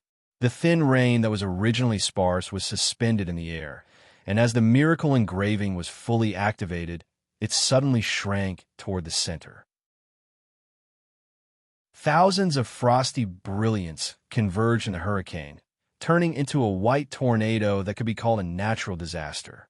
In the blink of an eye, the bridge of paradise was engulfed. At this moment, every frost hailstone turned into an indestructible sharp blade. With the full power of the 10 disasters, destruction fell in the cold divine that froze all things to death. It was indeed a power that was enough to destroy an entire city. At this moment, with the user unleashing it at all costs, countless huge arms that were pulled together were torn apart and cut into pieces. They were cut off inch by inch from the frost tornado until even the smallest fragments were frozen in the terrifying low temperature. They were torn apart and collided with each other constantly, turning into ice crystal dust that was difficult to see with the naked eye. The moment the tornado of the frost and hail disaster dissipated, Lawrence knelt on the ground and vomited a mouthful of frozen blood. At this moment, he was already torn apart, or rather, after being torn into pieces, he was put back together again. He used ice crystals to forcibly repair the lost limbs and then froze the cracks in his body again. He was riddled with holes, but he was still intact. Yu Dongri reached out and pulled out the syringe. He injected the precious medicine plundered from the technical department into Lawrence's neck, causing the dying body to glow with vitality again. "Hang in there. I didn't save you to let you die here." Lawrence shook his head and smiled indifferently. His broken fingers reached into his pocket and took out a cigarette box, but the cigarettes inside had already been frozen and shattered. Yu Dongri touched his pocket and threw his pack to him. He even gave him a lighter. "Smoke less. Only half of your lungs are left." Lawrence tilted his head and lit the cigarette with trembling fingers. He took a deep breath and some warmth flowed into his lungs, making his frozen heart seem to beat again. "I knew you wouldn't King save me for anything good." He raised his eyes with difficulty and glanced at the glow that descended from the distance. His expression became complicated. To be honest, this is the first time I've worked together with someone from the Astronomy Association. Yu Dongri laughed. What? Do you want to eliminate traitors? We'll talk about it next time. He did a good job. We have to let him finish.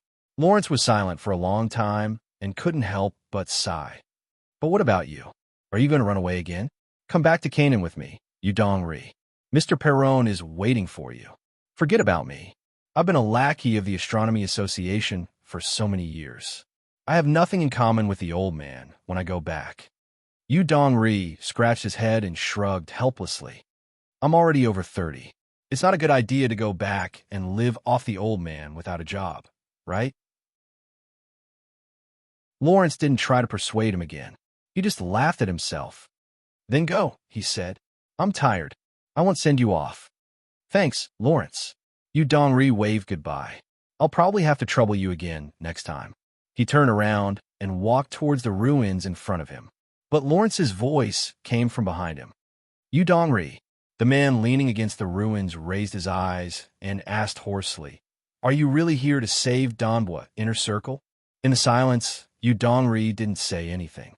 He just couldn't help but raise his head and look at the solemn glow in the distance. He stared at the figure walking on the ground. Like a hero. That was exactly what he had envisioned and tried his best to become. Unfortunately, the former Phoenix had been left in the Fauerbach mansion forever. He died with the people he wanted to save. Since then, only the souls of the dead lingered on the ground. Of course not, Lawrence. Yu Dongri retracted his gaze and walked forward without looking back. I'm doing it for myself. From the beginning to the end, I just want revenge. Chapter 789. Under the projection of the ivory tower, Bhagwan's hoarse chant resounded through the world. But in the sky above the inner circle of Donbua, the framework of Hengchang truth remained unshaken. Such a tit-for-tat collision was no longer the strength of two people, but a confrontation between the ivory tower and the land of dreams, the border and hell. Look, under the witness of the whole realm, the hope of the future is rising. How beautiful! Woodman looked down at Hua Guang on the ground, unable to hide his mockery. Your expectations of him are too great. You hope that he can solve the final problem single-handedly and become the star of tomorrow. Don't you think it's a bit too much? This is the stage of the young people, Woodman. Krasna, the old man, replied coldly. The old man who had transformed into Krishna replied coldly. This is a miracle created by them, so it should be theirs to enjoy, and they will swallow the final consequences under the witness of the whole world. Woodman's eyes were gloomy and mocking. The achievement of a hero only needs a moment, and the same goes for the fall of a hero. Your destiny comes from the hero of India. Don't you understand this? Since ancient times, odes have been the best way to make a hero, but also the best way to destroy a hero. Or, is the lesson of Cuculin's predecessor not enough to alert you? Is the tragic death of Karna not enough to alert you? He is not Cuculin, nor is he Karna. Who knows? Who can say for sure whether a paladin will kill a baby or not? Woodman laughed. I didn't expect such a scene to happen, nor did I expect the inner circle of Donbua to be redeemed. You have won this round, but it doesn't matter. The consequences have already been set. I have 3 questions, and all 3 questions will be answered today. The most crucial record of the combination of the elements of destruction has been obtained, and the remaining 2 will be completed by the hero you have been waiting for. At that moment, everyone saw, on the ground, the future of the divine city stared at Huaishur, who was approaching step by step. He slowly opened his arms. Just like that, he stretched out his neck for the kill. Huaishur pulled out Lord of the Flies with no expression on his face and pulled the trigger. However, outside the isolated domain of Hengchang truth, Vice Principal Isaac's expression suddenly changed. The fragment from the future timeline brought about a dark premonition, causing him to act recklessly and launch an attack on the frame in front of him. The miracle of Kronos was operating within his body.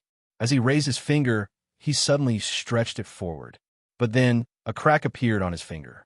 Truth Heng Chang's frame counterattacked, and the huge power caused the skin and flesh of his fingers to explode, leaving only a layer of tragic fascia wrapping around his fingers.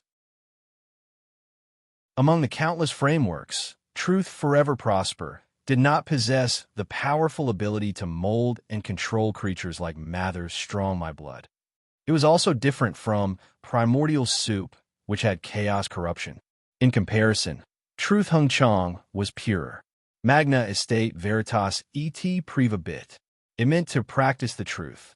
It did not have any other enhancements or special effects. It could not even provide any bonus to the creator. All of its functions served only one purpose: to provide the creator with the most perfect and ideal experimental conditions. It is an excellent laboratory and petri dish.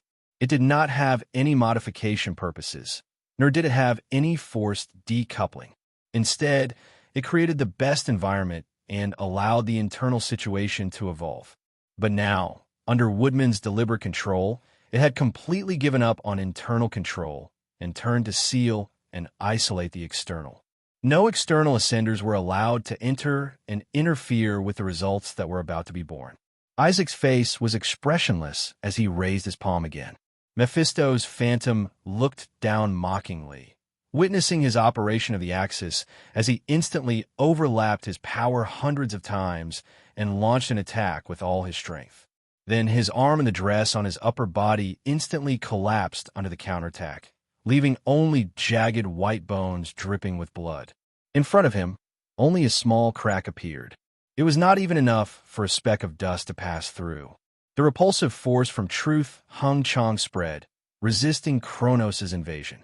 The bigger the miracle, the more it would be repelled by this powerful repulsive force. It's too late, young man. You can't make the choice for him. Woodman's phantom appeared beside him, leaning on the wall of the framework and smiling. This is the price that a hero must bear. At that moment, right in front of Huai Shi's eyes, the future of Divine City, which had been reduced to ashes, was reborn. Expressionless, he raised his hand. To his opponent's heroic action, he offered applause. "Congratulations, Huai Shi," he said. "You have given them an illusory hope and won a future that doesn't exist at all. Congratulations, congratulations. Words don't mean what they say. Let's do it again." Huai Shi pulled the trigger again. Judgment mode, activate. The future of Divine City's body shook, and more than half of his body instantly evaporated. But then, countless pieces of flesh and blood grew from the broken parts and reformed into his appearance. That person's expression was still indifferent and cold. No congratulations this time? Huai Shi tilted his head and looked at him. He stepped forward step by step, dragging the heavy blade of hatred. "You think that because you have the vitality of the eternal beast, you have nothing to fear? It doesn't matter. No matter how many times, I will kill you. But is this really okay, Huai Shi?" Woodman's young phantom appeared in front of him and asked with a smile, "Can death really solve all problems?" Huai Shi didn't stop. He broke through the phantom in front of him and slashed down with his sword. Decapitation. The severed head disappeared before it fell to the ground. Then, a new head was reborn. The future of Divine City's expression was still the same. He let Huai Shi cut him into pieces and be reborn from the ashes. When the blood flowed out, the dark color surging in it silently swallowed all the blessings. This time, he didn't completely heal. Even the speed of his rebirth slowed down. There were even scars left in the places where he had been cut. But it was at that moment that Huai Shi finally felt a bone-deep chill. It came from the man in front of him. The hatred that came from him and the thing that was hidden behind those pitch-black eyes. It wasn't the awakening of the premonition of death, but a problem that had been ignored suddenly and slowly emerged in his consciousness. It brought an uneasy omen. He stiffened in place. "Why aren't you making a move, Huai Shi?" The future of Divine City raised his face and asked softly, "Come and kill me. Fulfill your dream of being a hero." He had given up resisting. From the moment redemption had arrived, from a moment the inner circle of Donbua had refused to enter hell, he had understood that his plan had failed. It was almost a crushing defeat. In despair, the hybrid gave up the path of the abyss. He didn't accept his guidance. Instead, he held Huaishi's outstretched hand. From then on, all that was left was the countdown to the end. It was a futile struggle at death's door. After racking his brains and exhausting all his talents and strength, he crossed a long obstacle. He wasn't killed by Yudongri. Instead, he fell in front of someone he had never taken seriously. It became a joke.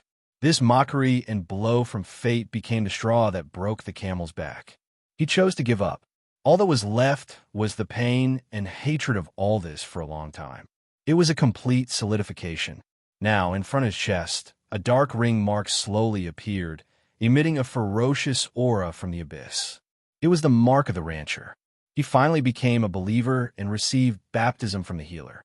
He became the key to fusing the element of destruction. As the symbol of the immortal, he offered his faith to the eternal god of hell. Now, as the humanoid branch of the beast of eternal life, he was also the one who wore the rancher's crown. With that as the basis, the power to destroy everything was slowly fusing into one in his body.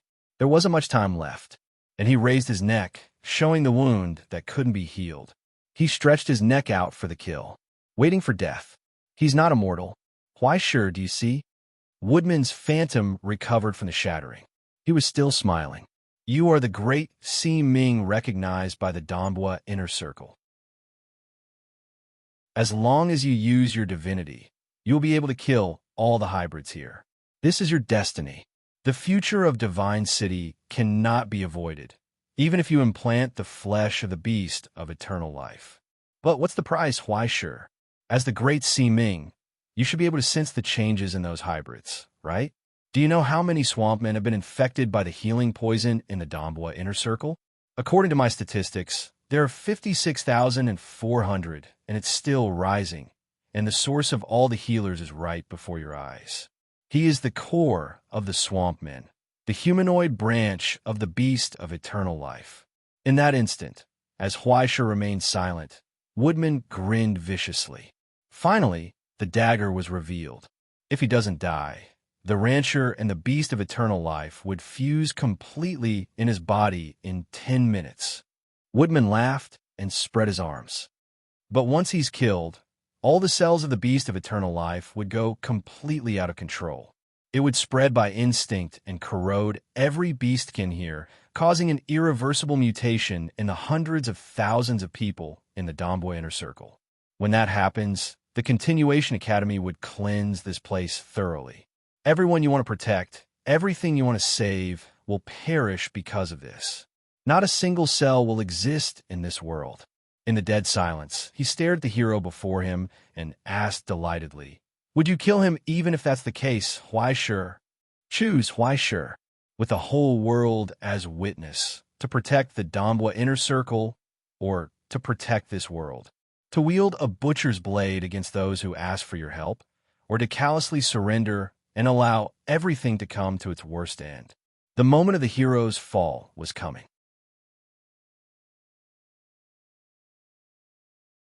Chapter 790. At this moment, in a live broadcast on the dark web, under the watchful eyes of all the witnesses, Huaishe fell into silence. Teacher, Yuan unconsciously squeezed the screen in her hand until it cracked. Behind her, Lin Shizhou had turned off his phone and walked out of the door. He didn't want to watch anymore. But there were more people who couldn't wait. They widened their eyes, unable to restrain their teasing and curiosity, waiting for the new hero to make a choice. They were waiting for the moment of death to come. What do you think he will choose? Russell sat in his chair, holding his chin, staring at the screen in front of him and the phantom behind the screen. How would I know? Tanguy shrugged indifferently, not caring about the result. No matter what he chooses, he is my contractor. This won't change, will it? Aren't you worried that he will be defeated? Why? Tanguy looked at him, puzzled. It's just a choice that even a kindergarten friend would find boring. You don't have to be so conflicted, do you? Relax, Russell, she said decisively. A choice of this level is only a small problem for him. He wouldn't hesitate, nor would he be afraid. He wouldn't be defeated by this kind of interrogation. He wouldn't fall in front of people like Woodman. She smiled, full of confidence. Isn't this the so-called hero? Just like this, on the screen in front of everyone, Huaishur finally raised his eyes. His eyes didn't stay on Woodman's phantom, but looked at the opponent in front of him. Is what he said true? Shansheng? The future of Shansheng didn't speak, just looked at him mockingly. Answer me, future of Shansheng, Huaishur asked word by word. After killing you, the cells of the eternal beast will completely lose control. Is this true? He didn't get angry, nor did he threaten. He just solemnly and seriously asked his enemy, not allowing him to avoid answering. Of course, Huaishur. The future of Shansheng finally spoke, sneering. Do you expect to hear something different from my mouth? Tell you that everything he said was false, so that you can slaughter him with a clear conscience? I see. In a long silence, Huaishur let out a long sigh. Looking at him, he couldn't help but feel relieved. That's really great. Woodman's smile froze for a moment.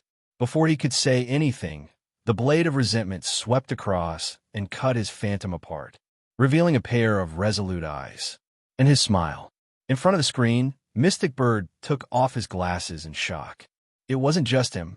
At this moment, everyone waiting in front of the screen for the results could see the undisguised joy. The future of God's city froze in place. He wanted to speak, but Huaishur stepped forward. The blade of hatred in his hand screeched. Suddenly, it pierced through his mouth and through his spinal cord, nailing him to the collapsed wall. It was hard to make a sound. If that's the case, the condition can also be reversed, right? Huaishur stared at his trembling eyes and asked word by word. If you die, all the cells of the eternal beast will go out of control.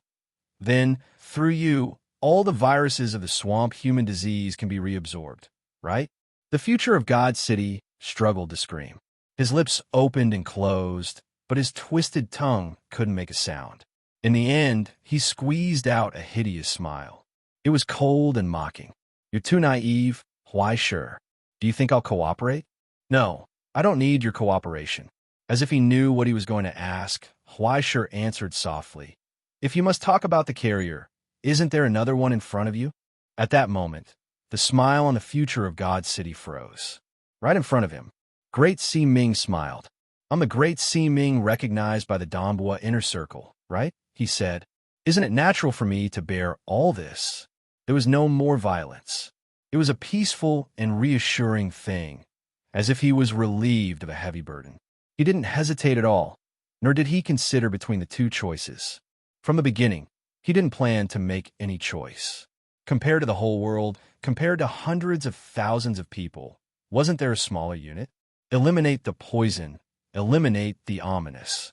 Wasn't this the Great Si Ming's destiny? For a moment, Huaishur felt an indescribable sense of relief and relief. Her joy was indescribable. This was the meaning of him coming here. But that expression made the future of God's city slowly become dull. It was as if he saw an indescribable monster grinning in front of him. In the intense pain of being torn by the blade, the future of God's city roared and reached out as if he wanted to grab something. But then, two sharp nails appeared between Huaishur's fingers and nailed his hands to the wall, not allowing him to resist or struggle. Just like that, Huaishur lowered his head and looked at the face that was close to him.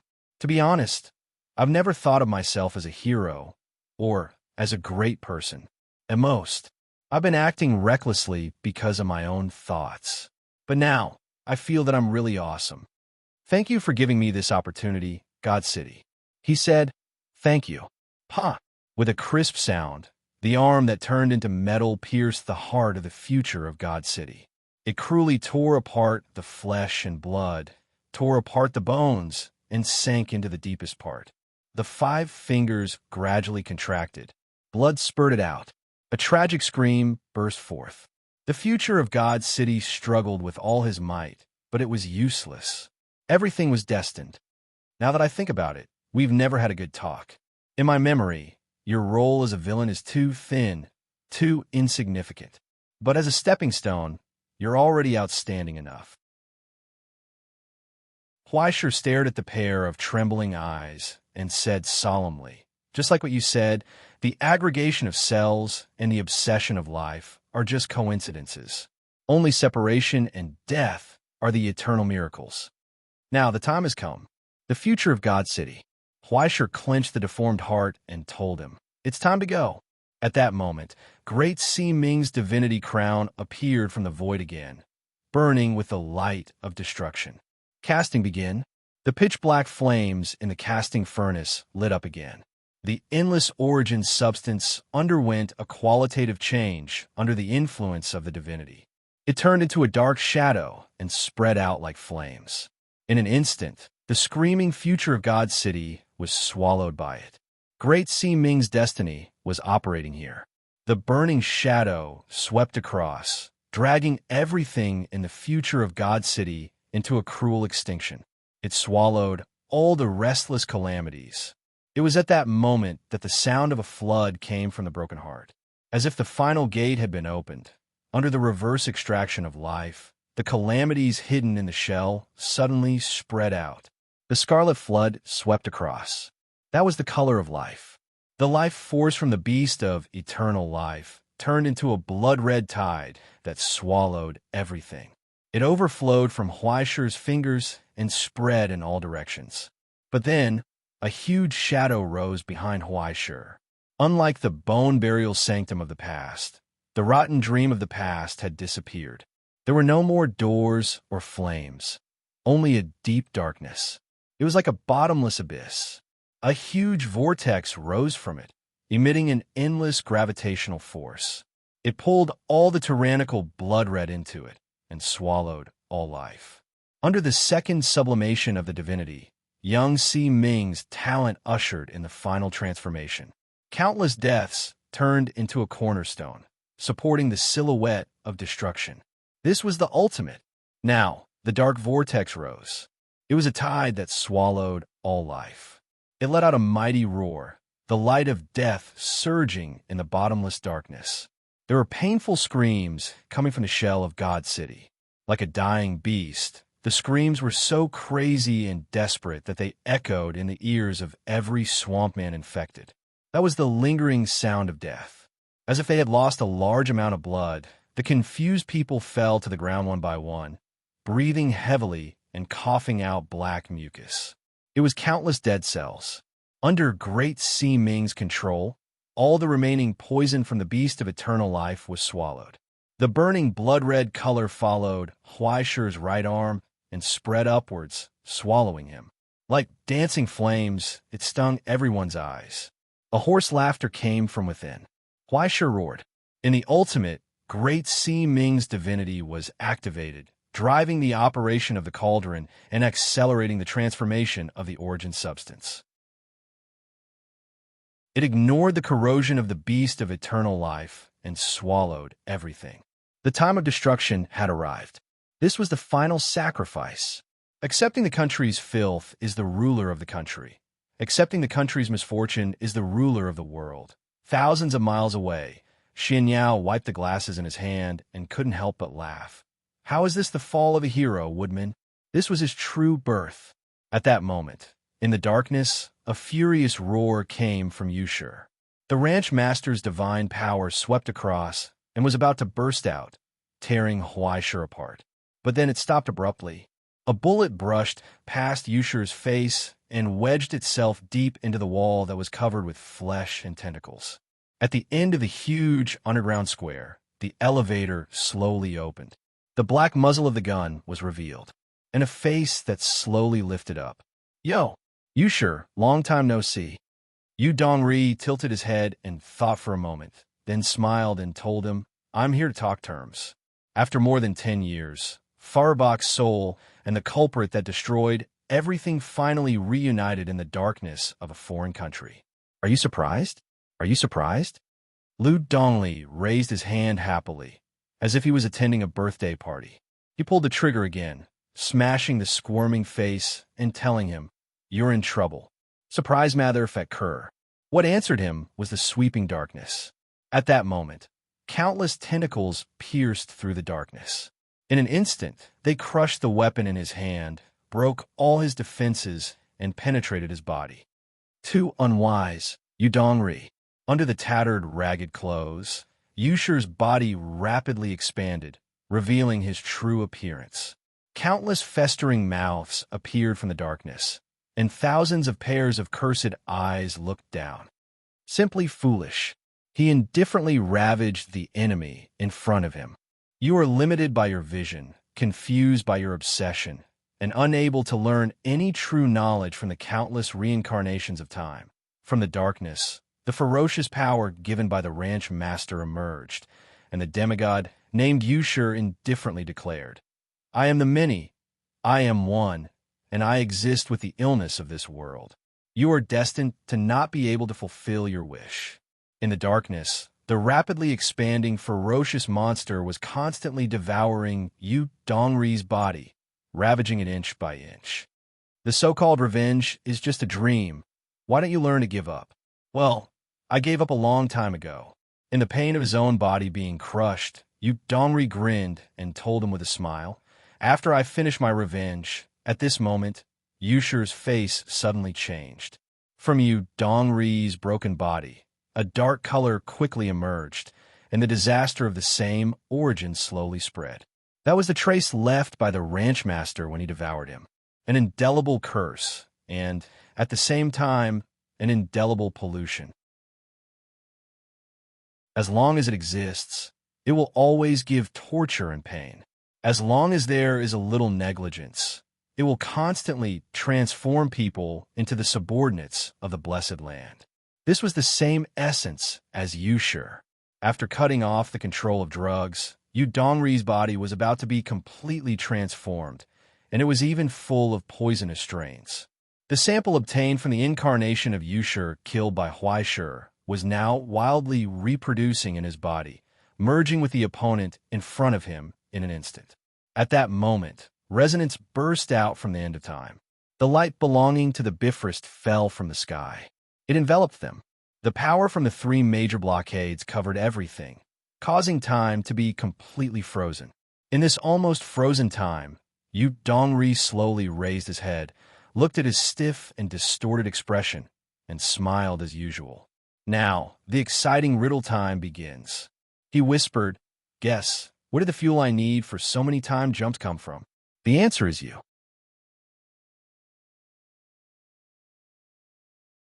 Chapter 791. This was the final answer. A revenge that had already been completed countless time jumps. Admittedly, the power of an individual was insignificant. Compared to a divine existence like Yushur, who was personally created by the rancher, even a fifth-order ascendant would find it difficult to eradicate him, let alone a half-dead cripple who had long been tortured by the curse. But even if it was Yushur, compared to the three major blockades like the Bifrost that enveloped the entire realm, he was nothing more than dust. The Bifrost that had long been integrated with the realm was, to a certain extent, equivalent to the embodiment of the power of the entire realm. Therefore, it could be concluded that as long as one could borrow the power of the Bifrost, even Yushur could be easily killed by a cripple. One of the necessary conditions was Yushur's arrival in the realm. The second necessary condition was resonance with the body. The third necessary condition was to merge into one. Just like now, under the shroud of the rancher's curse, Yu Dongri's body quickly turned into a descendant of hell, and the poisonous strain implanted in his body grew rapidly under the nourishment of the essence of the abyss. Through Yushur's attack, he was completely integrated with it. He was indeed right. He was the multitude, and he was one. As a branch of the rancher's divinity, he could be regarded as a fragment from a complete god, the shadow of the god of hell. In addition to this body that contained the essence, countless viruses were his extensions. Now, Yu Dongri was also an extension of him. At this moment, the resonance was activated. Don't be afraid. It's over after counting the spots on the wall. Under the glow of the Bifrost, Yu Dongri smiled happily. The so-called burning is just a matter of a moment. The sound of time burst forth. With Yu Dongri's body as the core, unstoppable waves swept through, engulfing the existence of Yushur, causing all divinity and source matter to be turbulent, bursting forth with a long-lasting sound. The resonance had begun. With this huge amount of energy as the price, With the resonance system as the hub, he offered a pure prayer to the Bifrost to eradicate the evil of the past so that the future could continue to heaven. The time jump was about to begin again. This was revenge from the past, the revenge of the souls of the dead. With the terrifying heat of time reversal, the enemy would be completely burned to ashes. Revenge. Yu Dongri chuckled. I've done that a long time ago. I've done it 41 times. There was no need for him to save the world. There would be new heroes rising from the land. All he needed to do was to complete his vengeance, which belonged to the 210,000 souls who had perished in Embark. At this moment, the radiant flames were spreading. Under the gaze of the souls of the dead, they were swallowing each other inch by inch. The most thorough burning had already begun. Regardless of whether it was the essence of the abyss, the noble divinity, or the tainted origin substance, they were all violently ignited under the flames of the Bifrost at this moment, turning into the purest heat, creating a miracle that defied physics. No matter how angry he struggled, the door to the past was slowly opening. You didn't scold me this time? Last time, you were scared like a little girl. Yu Dongri laughed hoarsely and opened his arms to embrace the light from the past. Then, Your Excellency, please travel with me in this cage of time. He cheered and declared, Our journey will never end. It's futile, Yu Dongri. Yushir shouted angrily. You can't succeed. You and I are deeply integrated. Even if you bring me back to half a month ago, there will be no change in the future. At that moment, Yu Dongri grinned. He could no longer contain his malicious smile. Who said that I'm going to bring you back?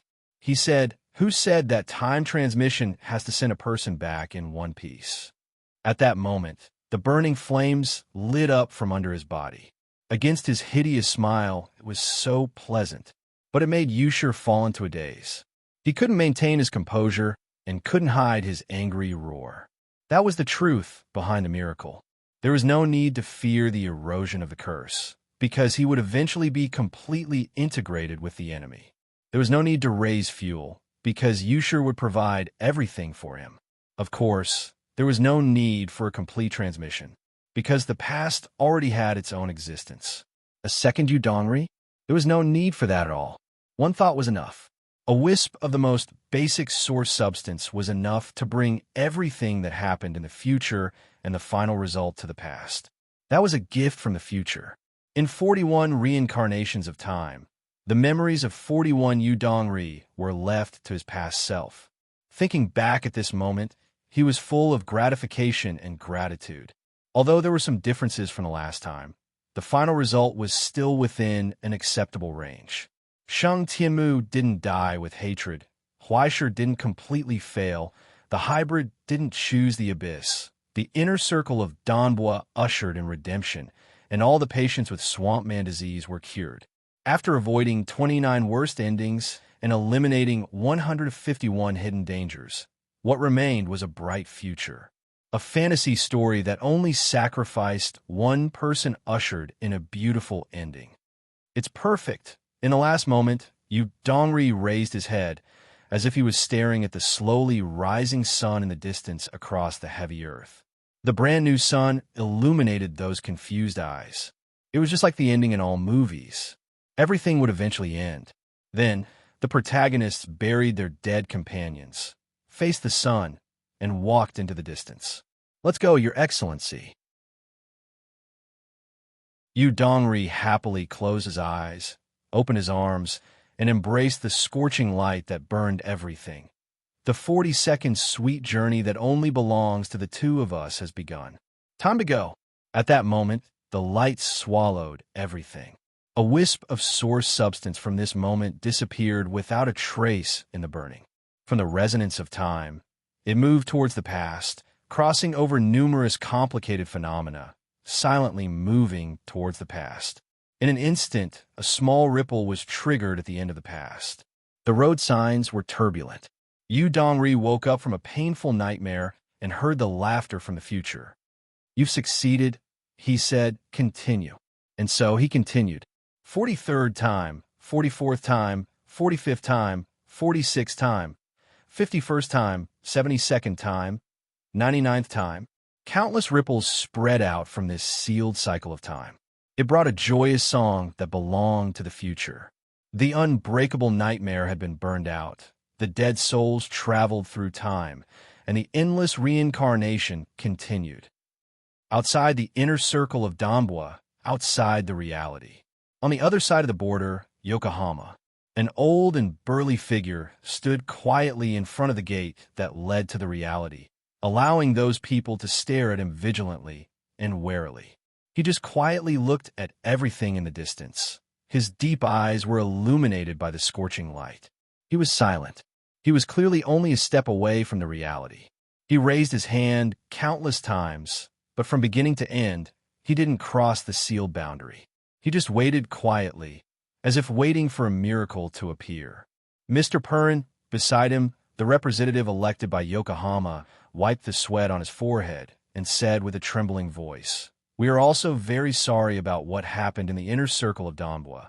Please consider the big picture," for he didn't finish his words, but he couldn't continue. His legs trembled, and he was about to collapse. But once this man, who was the closest to a natural enemy in the world, made a move here, regardless of the outcome, everything in Yokohama would be completely destroyed. "Don't worry, there won't be a war here today," Purin said. "I don't intend to make a move." Rather than answering him, it was better to say that he was talking to himself in the air, giving an answer to all those who were staring here. "I'm not interested in saving the world. You can do whatever you want." He stared at the gate of the reality and whispered softly, "I just hope that my son can come back." No one responded. Behind the sealed gate, there was no laughing face. There was only a broken soul that was gradually falling into hell. When the number of reincarnations had been countless, dense ripples filled the entire sealed cycle. In the burning trance, Yu Dongri saw the ominous figure again. Hua Kuei, who was holding a gorgeous umbrella, looked down and asked sympathetically, "How many times will you be satisfied with this game?" Yu Dongri. Needless to say, Yu Dongri smiled disdainfully. "I'll never get tired of such an interesting thing. But what's the price, Yu Dongri? How many times can you hold on? 3 times? 2 times? Or 1 time?" Woodman lowered his head and looked at the body in the ashes. "Look, there are more and more parts that can't be burned. Even the Bifrost won't care about the incombustible garbage. This is all you," he said. "The one that can't be burned is yourself." At this moment, when the reincarnation of time merged again, Yu Dongri didn't go back to the past. His consciousness still existed in the present body. Amidst the ashes, the charred body was rapidly growing. "Have you ever thought of question?" Woodman squatted down and looked at his face.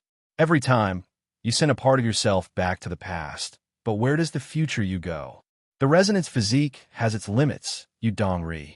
Even if you use a trick, your interference with time is still particularly limited, and the Bifrost won't respond to your voice endlessly.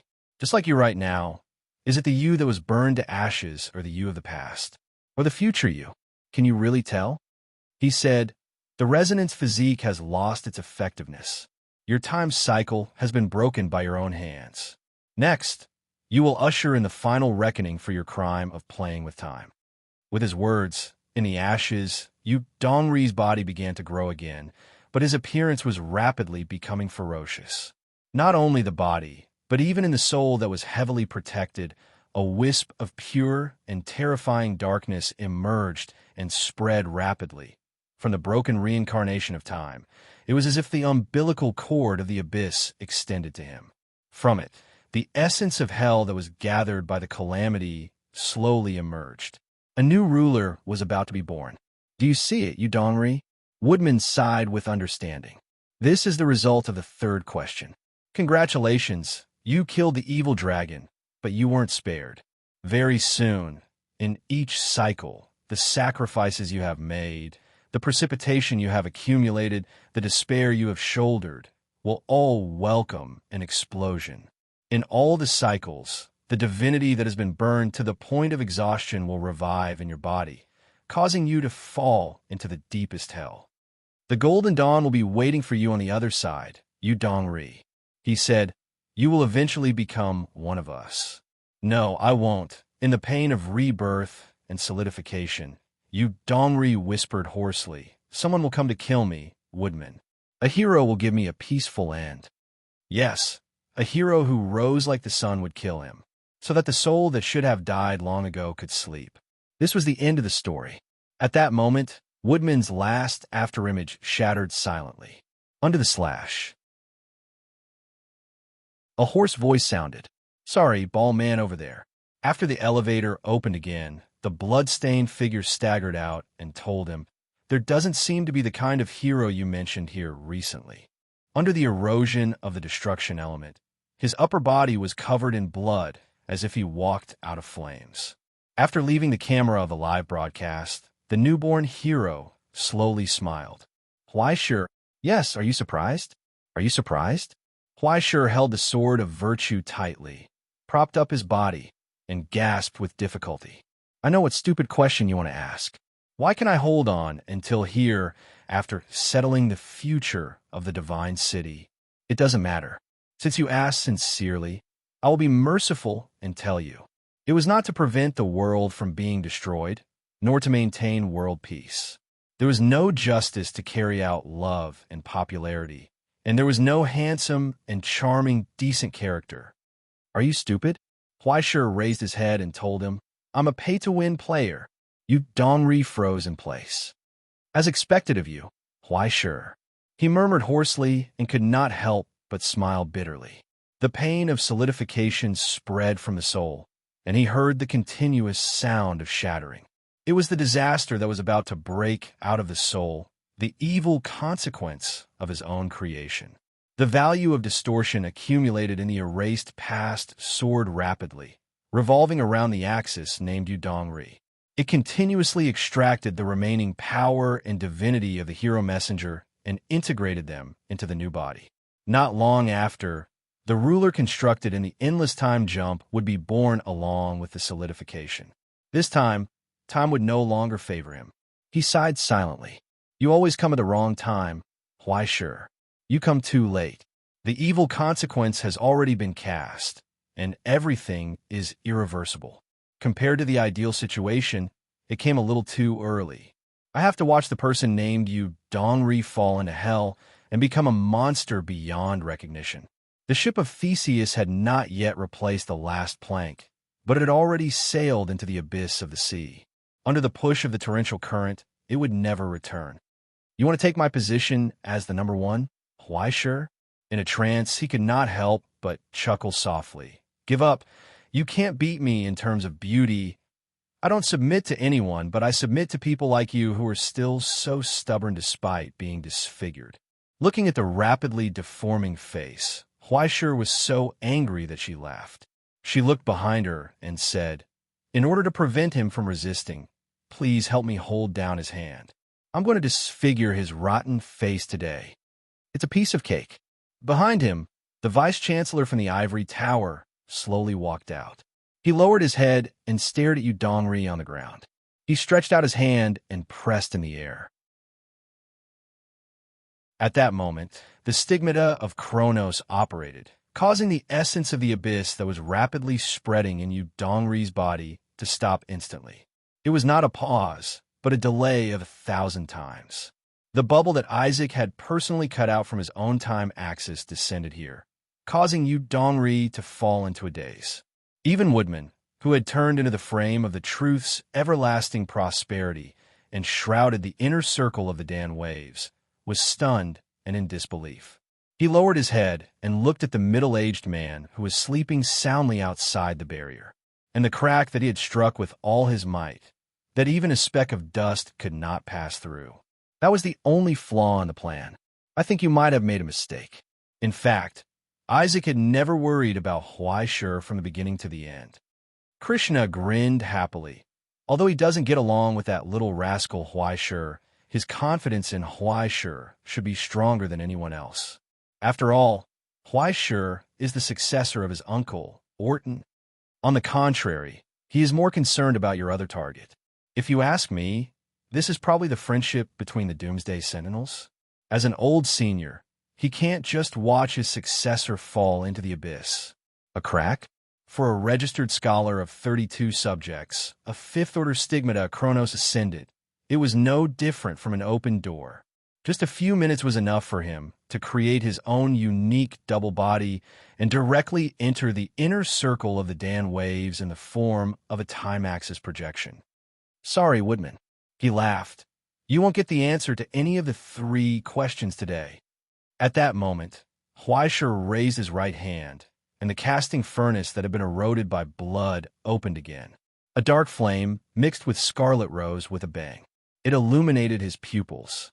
Although you're disfigured, if you can't be a gigolo, you can at least go back and squat at home, right?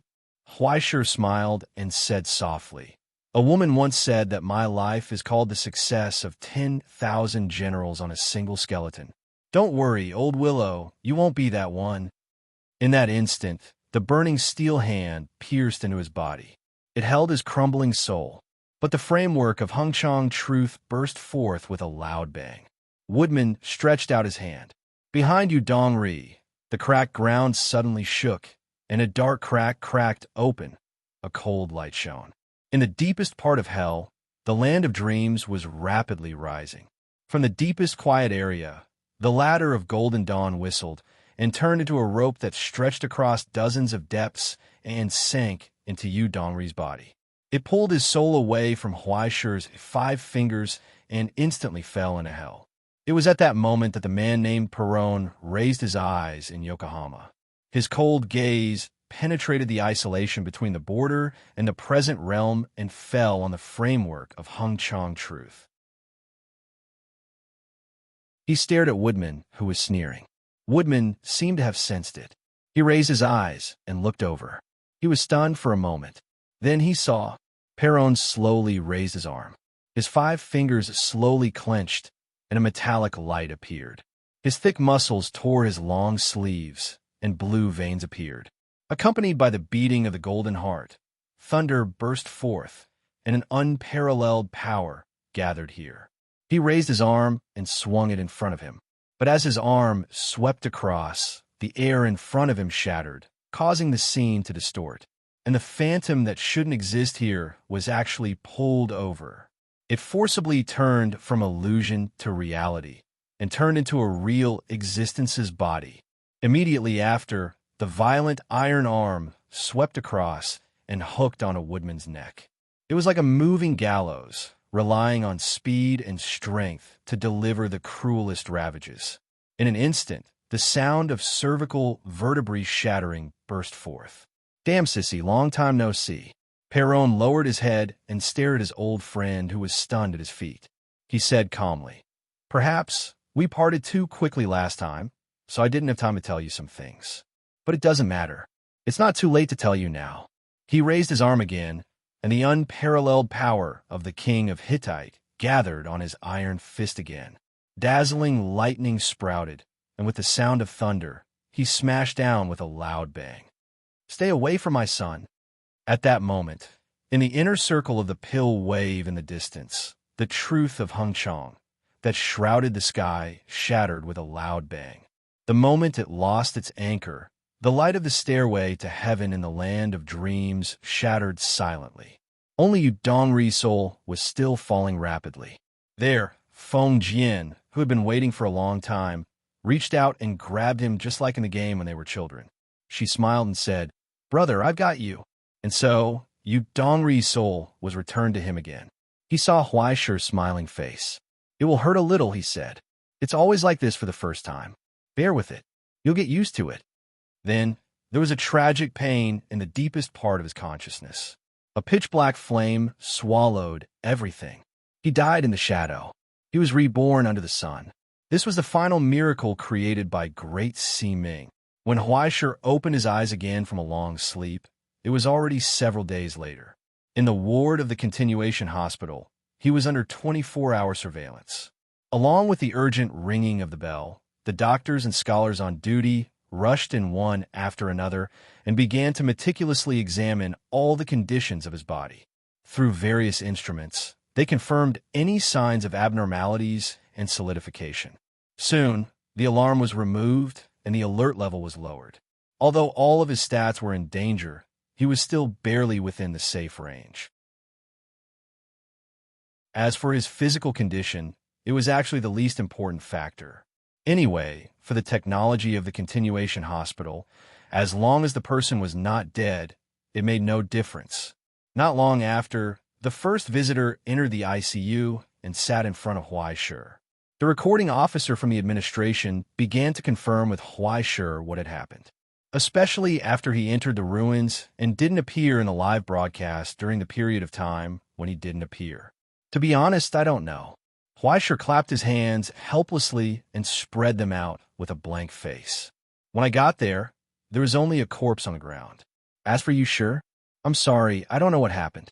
Speaking of which, who is Yushur? I've never even seen his face. Isn't the mastermind behind the scenes the Divine City? The future of the Divine City? Didn't you watch the live broadcast? He was burned to ashes, gone. The scribe paused for a moment, raised his eyes, and asked, "What about Lu Dongli? Who is that? Sounds familiar." Huaishur was stunned for a moment. He tilted his head and asked curiously, "Is he as good-looking as me? I don't think so, right?" "Mr. Huaishur, Yu Dongri was your former colleague and good friend." The recording officer tapped the tip of his pen on the paper and persistently asked, "You can't have forgotten who he is, right?" "I'm sorry, I maybe I lost my memory." Huaishur smiled with difficulty and shrugged. "You see, I chopped all the way in the inner circle of Donbua, and in the end, I even ate a destructive elemental. I can't be completely fine, right?" "Mr. Huaishur, this involved an extremely bad prison break and theft case within the Directorate of Command. I hope you don't joke about this. Moreover, he is cursed and must be treated by the Preservation Institute." The recording officer asked again with a serious expression, "If you're really his friend, you should know what is really good for him. Please tell me, where did you Dongri go?" "How would I know?" Huaishur thought for a moment and said seriously, "You see, such a big person, alive and kicking, eating and drinking, there are always some traces left behind. But if even the Astronomical Society can't find him, I think he is probably dead, right? The kind that is completely dead." After a long silence, the recording officer nodded. "Is that so?" "Of course it is," Huaishur answered seriously. And so, the recording continued. Without disturbing Huaishur for too long, after a brief statement, the recording officer got up and left. When he left, a doctor from the Preservation Institute brought in his personal belongings. After being purified, there were a lot of things like his mobile phone, keys, wallet, credit cards, and so on. The Wi-Fi used by visitors has no password. You can directly connect. If you're hungry, you can ring the bell. We have food 24 hours a day here, and the taste is quite good. The doctor said kindly, "No one will disturb you now. You can rest in peace." Huaishur opened his mouth to ask a question, but after thinking for a moment, he did not have any questions. The doctor seemed to see something and smiled. "Don't worry, the follow-up has been taken over by the Ivory Tower. There is no problem in the inner circle of Donbua." Huaishur breathed a sigh of relief. "Rest in peace. You could be discharged soon," the doctor said admiringly. "Do you need any help? Feel free to mention it. We rarely receive heroes like you here." "Hero? Forget it." Huaishur shook his head and couldn't help laughing. He just pointed to the box with his personal belongings. "If possible, can you please give me that player?" "Of course." The doctor reached out and helped Huaishur pick up the player and headphones, put them on the bed, looked at the indicators, and turned away. The door was closed. A hoarse, singing voice came from the headphones, accompanied by a long-lost melody. "Oh no, not me, whenever lost control. You're face to face with the man who saved the world." "No, not me, we've never lost control. In front of you is the person who betrayed the whole world." Huaishur closed his eyes and chuckled softly. This was the end of the story. Yu Dongri was dead. Only one person was sacrificed, and everything could usher in a perfect result. It was really a miracle.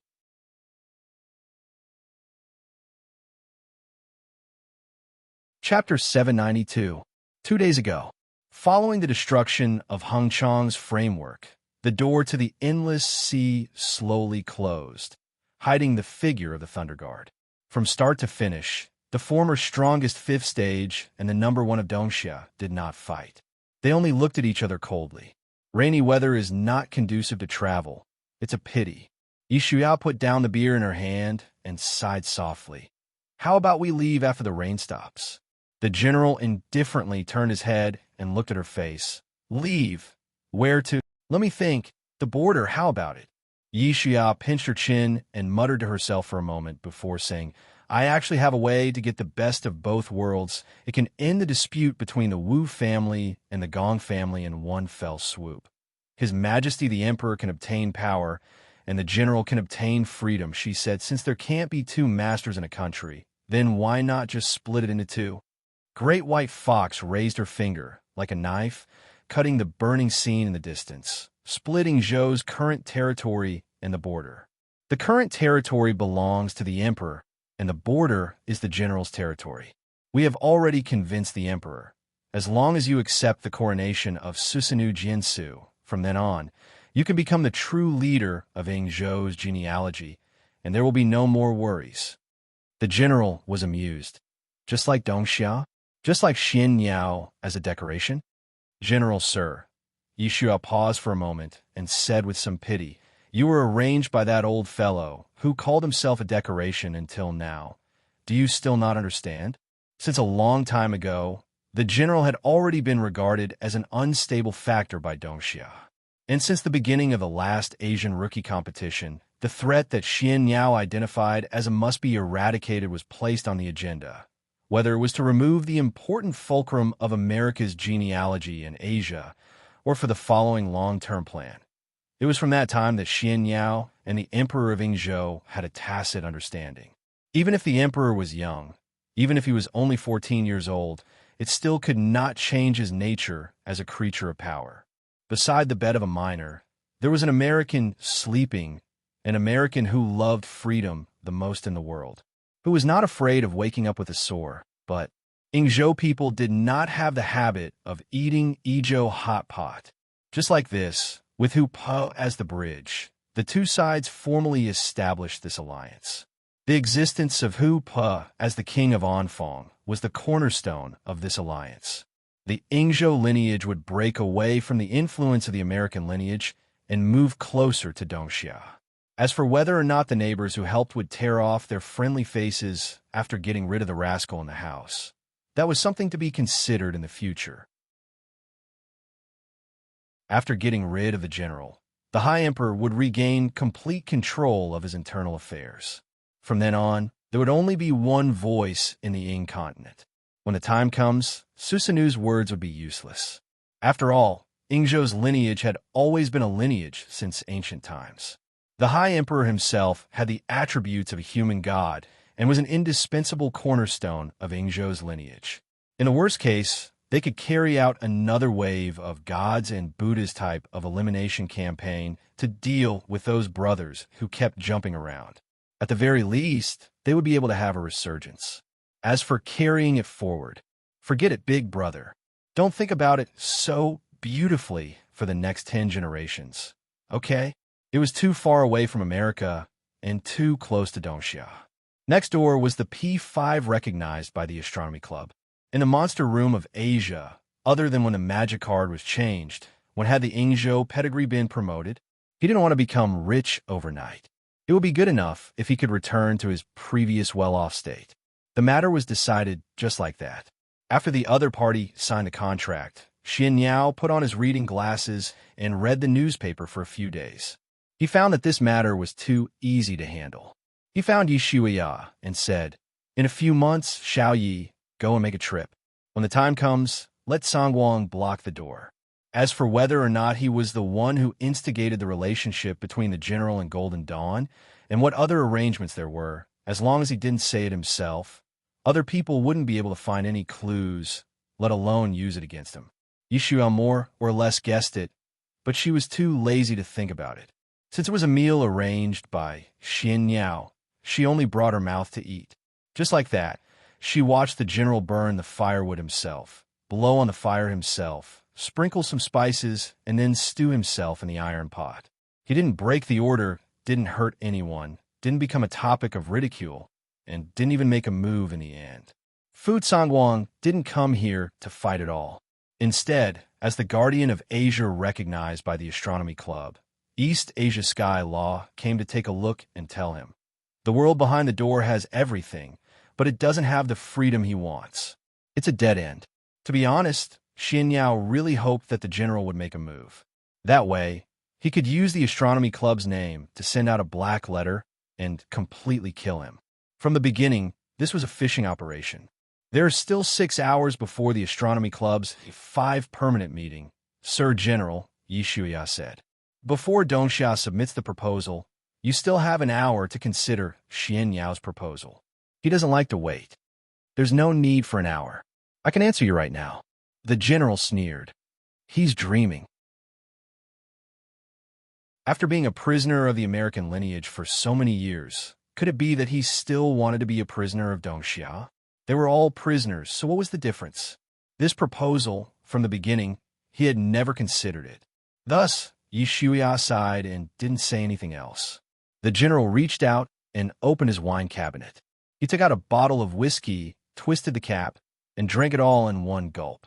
He raised his head and admired the scene of the sun rising in the distance. I've lived here for so many years, but this is the first time I've seen the sun rise. He lit the cigar at the corner of his mouth and sighed softly. It's really beautiful. Do you want to drink 2 more? No need. The general waved his hand and threw the bottle into the trash can. From the beginning, I've never liked this kind of thing. Finished speaking, he turned around and walked straight toward the door. After passing through the exquisite and gorgeous hall and long hallway, he pushed open the door. There, the Astronomy Club's commissioner had been waiting for a long time with an arrest warrant from the Astronomy Club. Do I need to wear handcuffs? The general asked. No need. The commissioner opened the car door for him.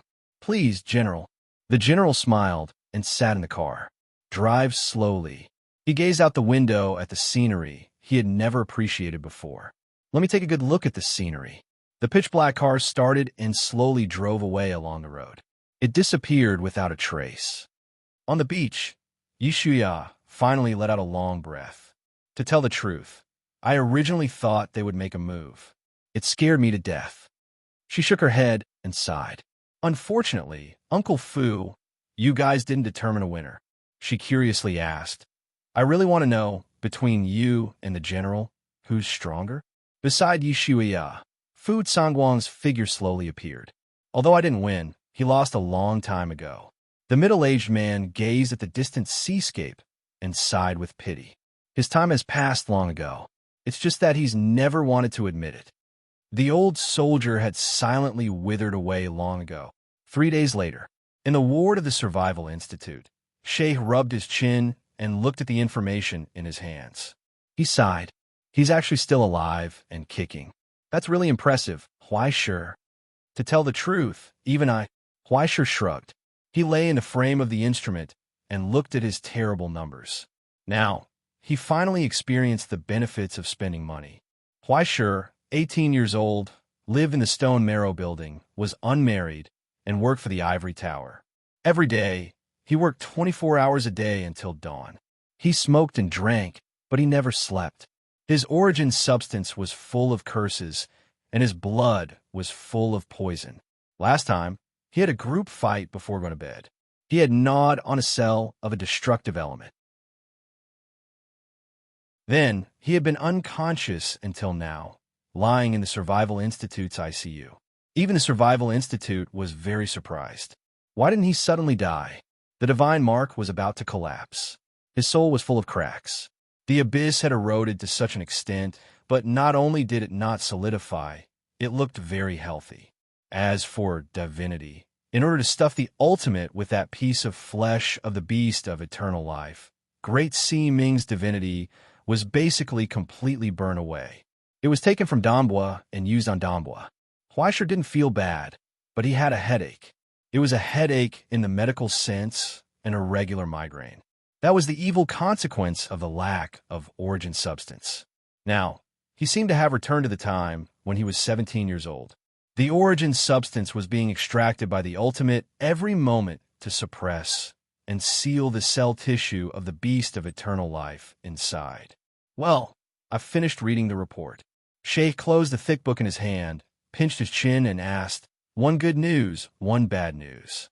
Which one do you want to hear first? Why don't we call another person here? The left side will say the good news, and the right side will say the bad news. Huaisher suggested. Maybe he'll be fine. Creative, haha. Next time, I must tell this joke to Niflheim at the quarterly meeting. Shay clapped his hands and then stopped smiling. Then let's start with the bad news. I want to hear the good news. The bad news is a little serious. Shay pretended not to hear and said seriously. According to our careful investigation, careful analysis, discussion, and research of the experts, we finally regretfully found that with the technology we can disclose now, there's basically no way to take the beast of eternal life's flesh out of your ultimate. Look, the results of this scanning lens. He raised the film in his hand and showed it to Huaisher. It had turned into a blood-red vortex. Great Ming's divinity is really too weak to deal with an opponent of this level. Although it was successfully sealed in the ultimate, it's almost exhausted. And the cells of the beast of eternal life have also combined with the ultimate under the external pressure. How should I describe it? He thought for a moment, clapped his hands, and made an analogy with exaltation. Well, let's simmer white rice, and then when it dries, it sticks to the pot. Huaisher was dumbfounded. He immediately realized the hidden meaning in Shay's words. Wait, if we can't disclose the technology, then what about the technology that can't be disclosed? Of course it can be done. Shay nodded and then replied, but after using it, you can't disclose it anymore.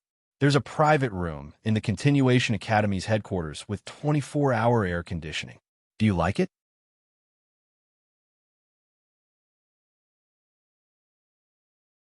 Chapter 793.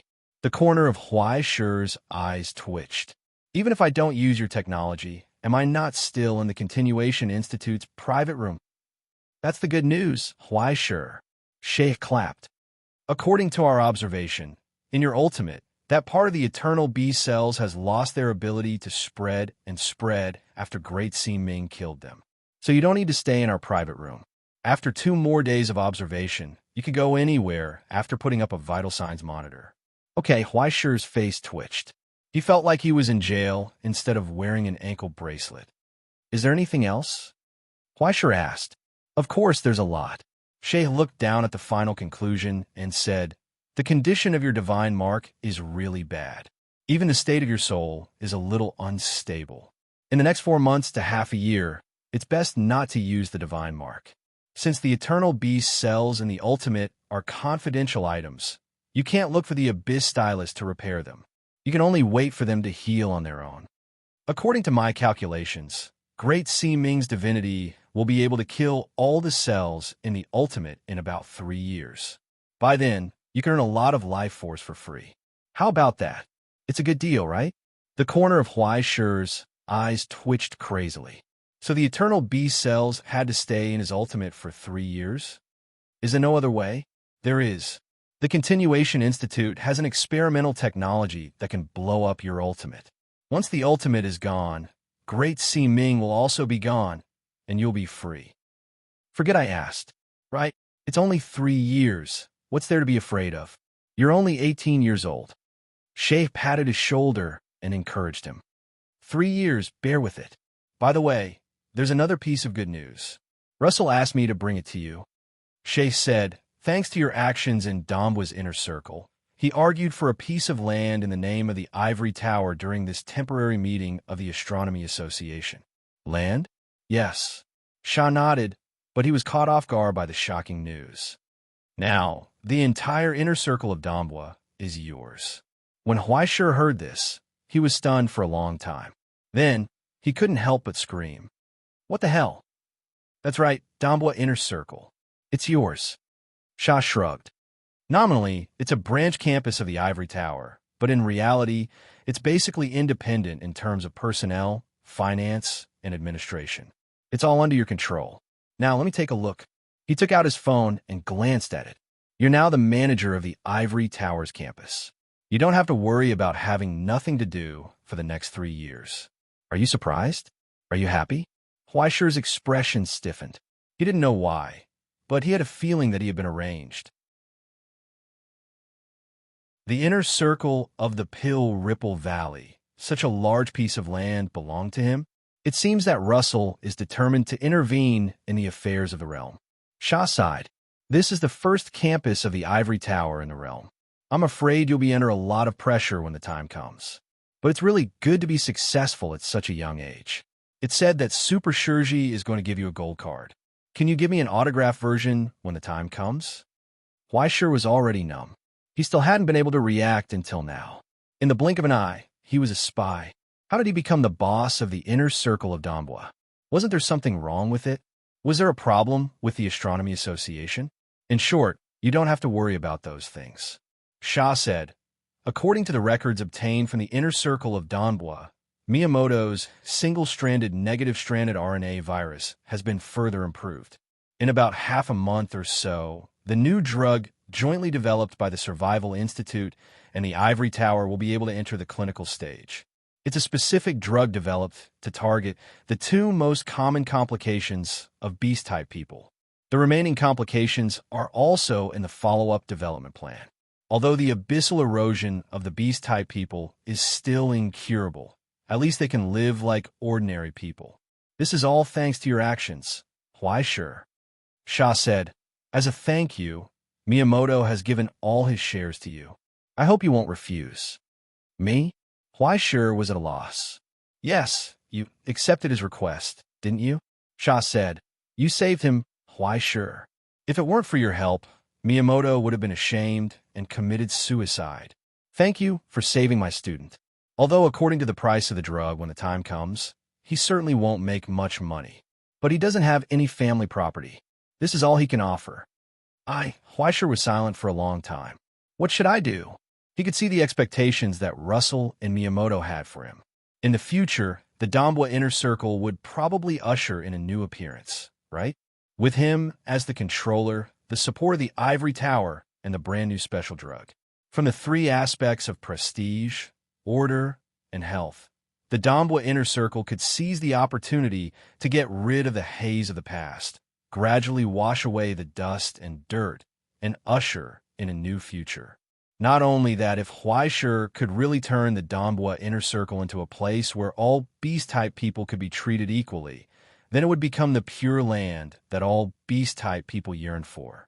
Just like the promised land mentioned in the Holy Bible, not only the beast-type people in the present realm, the border, and even hell would be attracted by this precious ray of hope and follow behind this flag. This pressure was so great that he was at a loss. You don't need to do anything specifically, Huaishur.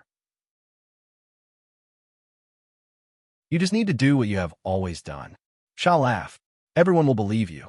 Let me tell you a secret. He said, haven't you noticed the similarities between celestial genealogy and beast-type people? Huaishur was at a loss, and then he vaguely realized something. You mean the characteristics of the abyss? That's right.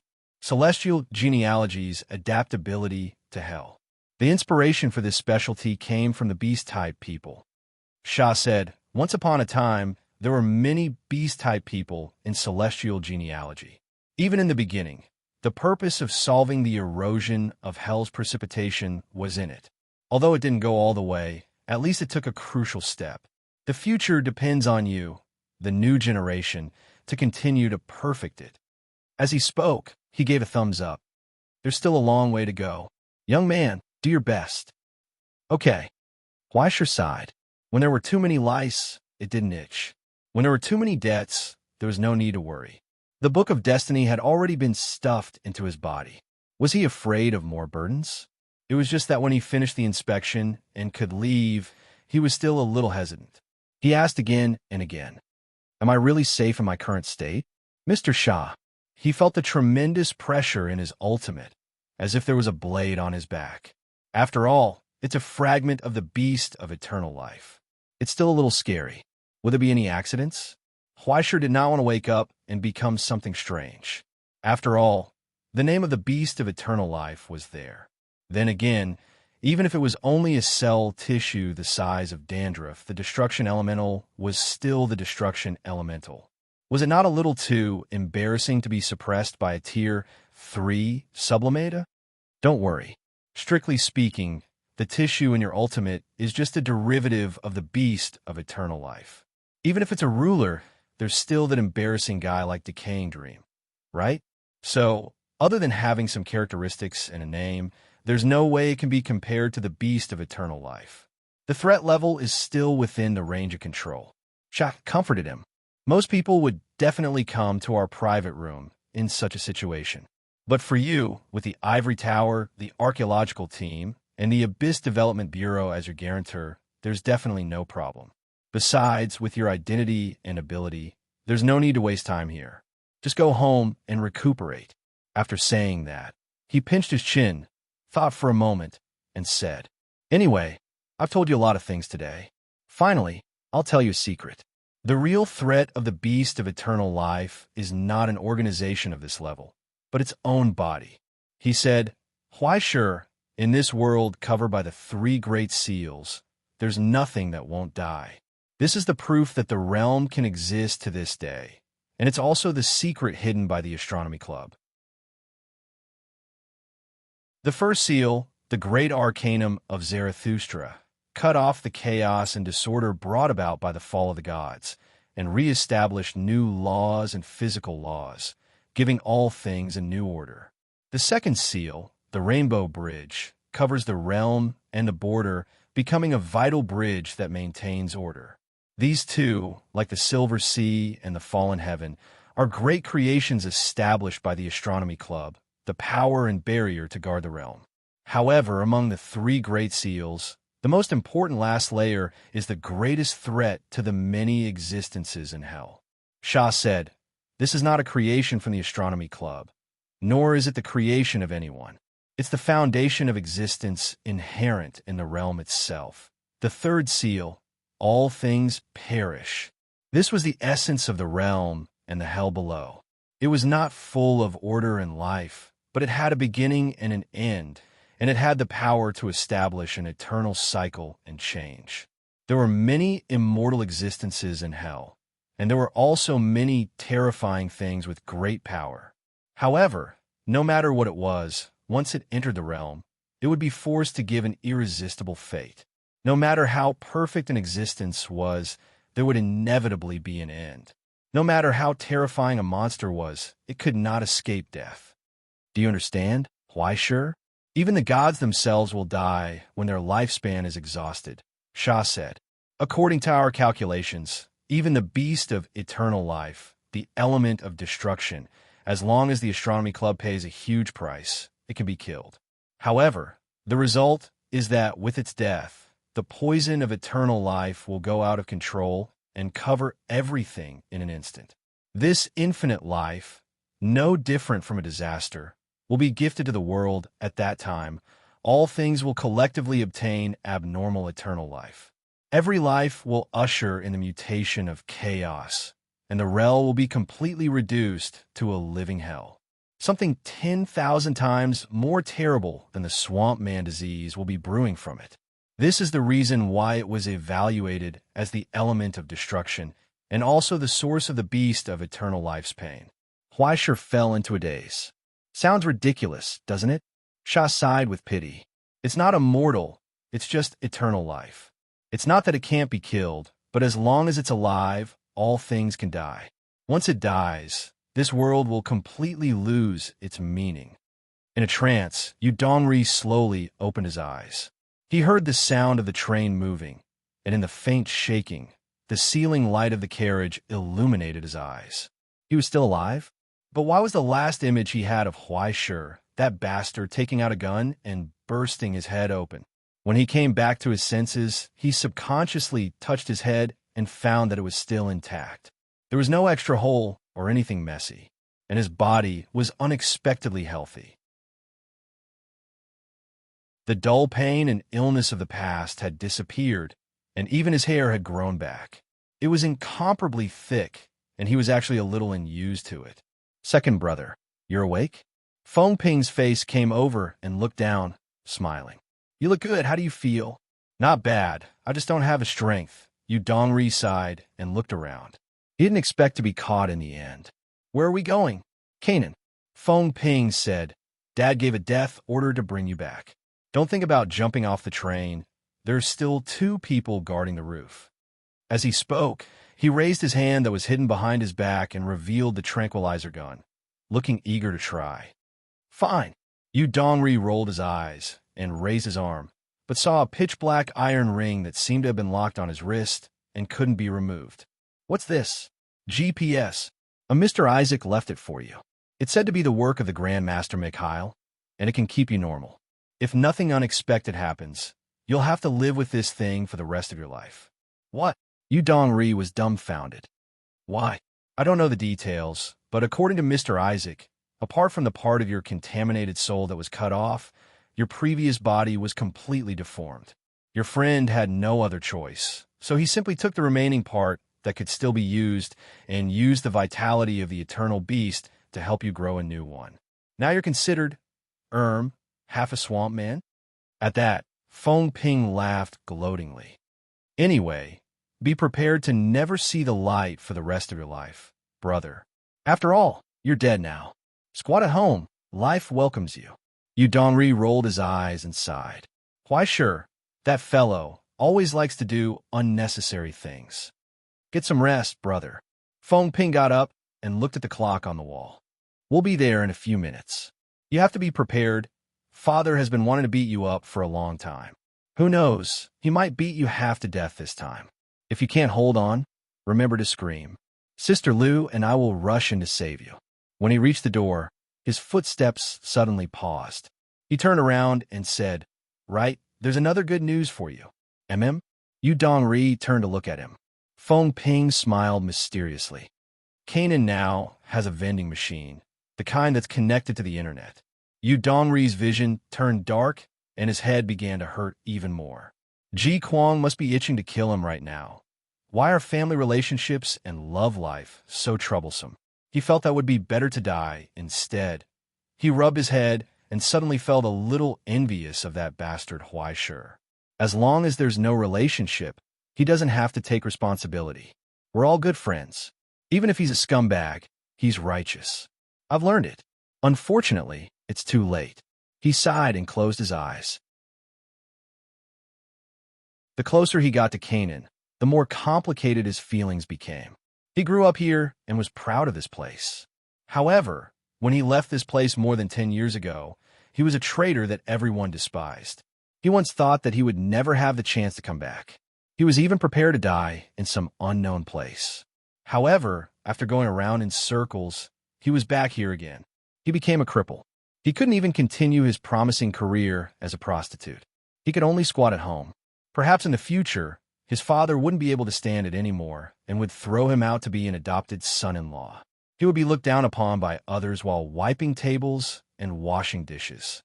When his mother-in-law celebrated her birthday, the ivory tower would send an order of 10 billion. Life was hard. However, what he was more afraid of was that he didn't know how to face his adoptive father. When he thought of the face that used to be so disappointed in him, he had the urge to run away. He couldn't face all this. However, he didn't have the chance now.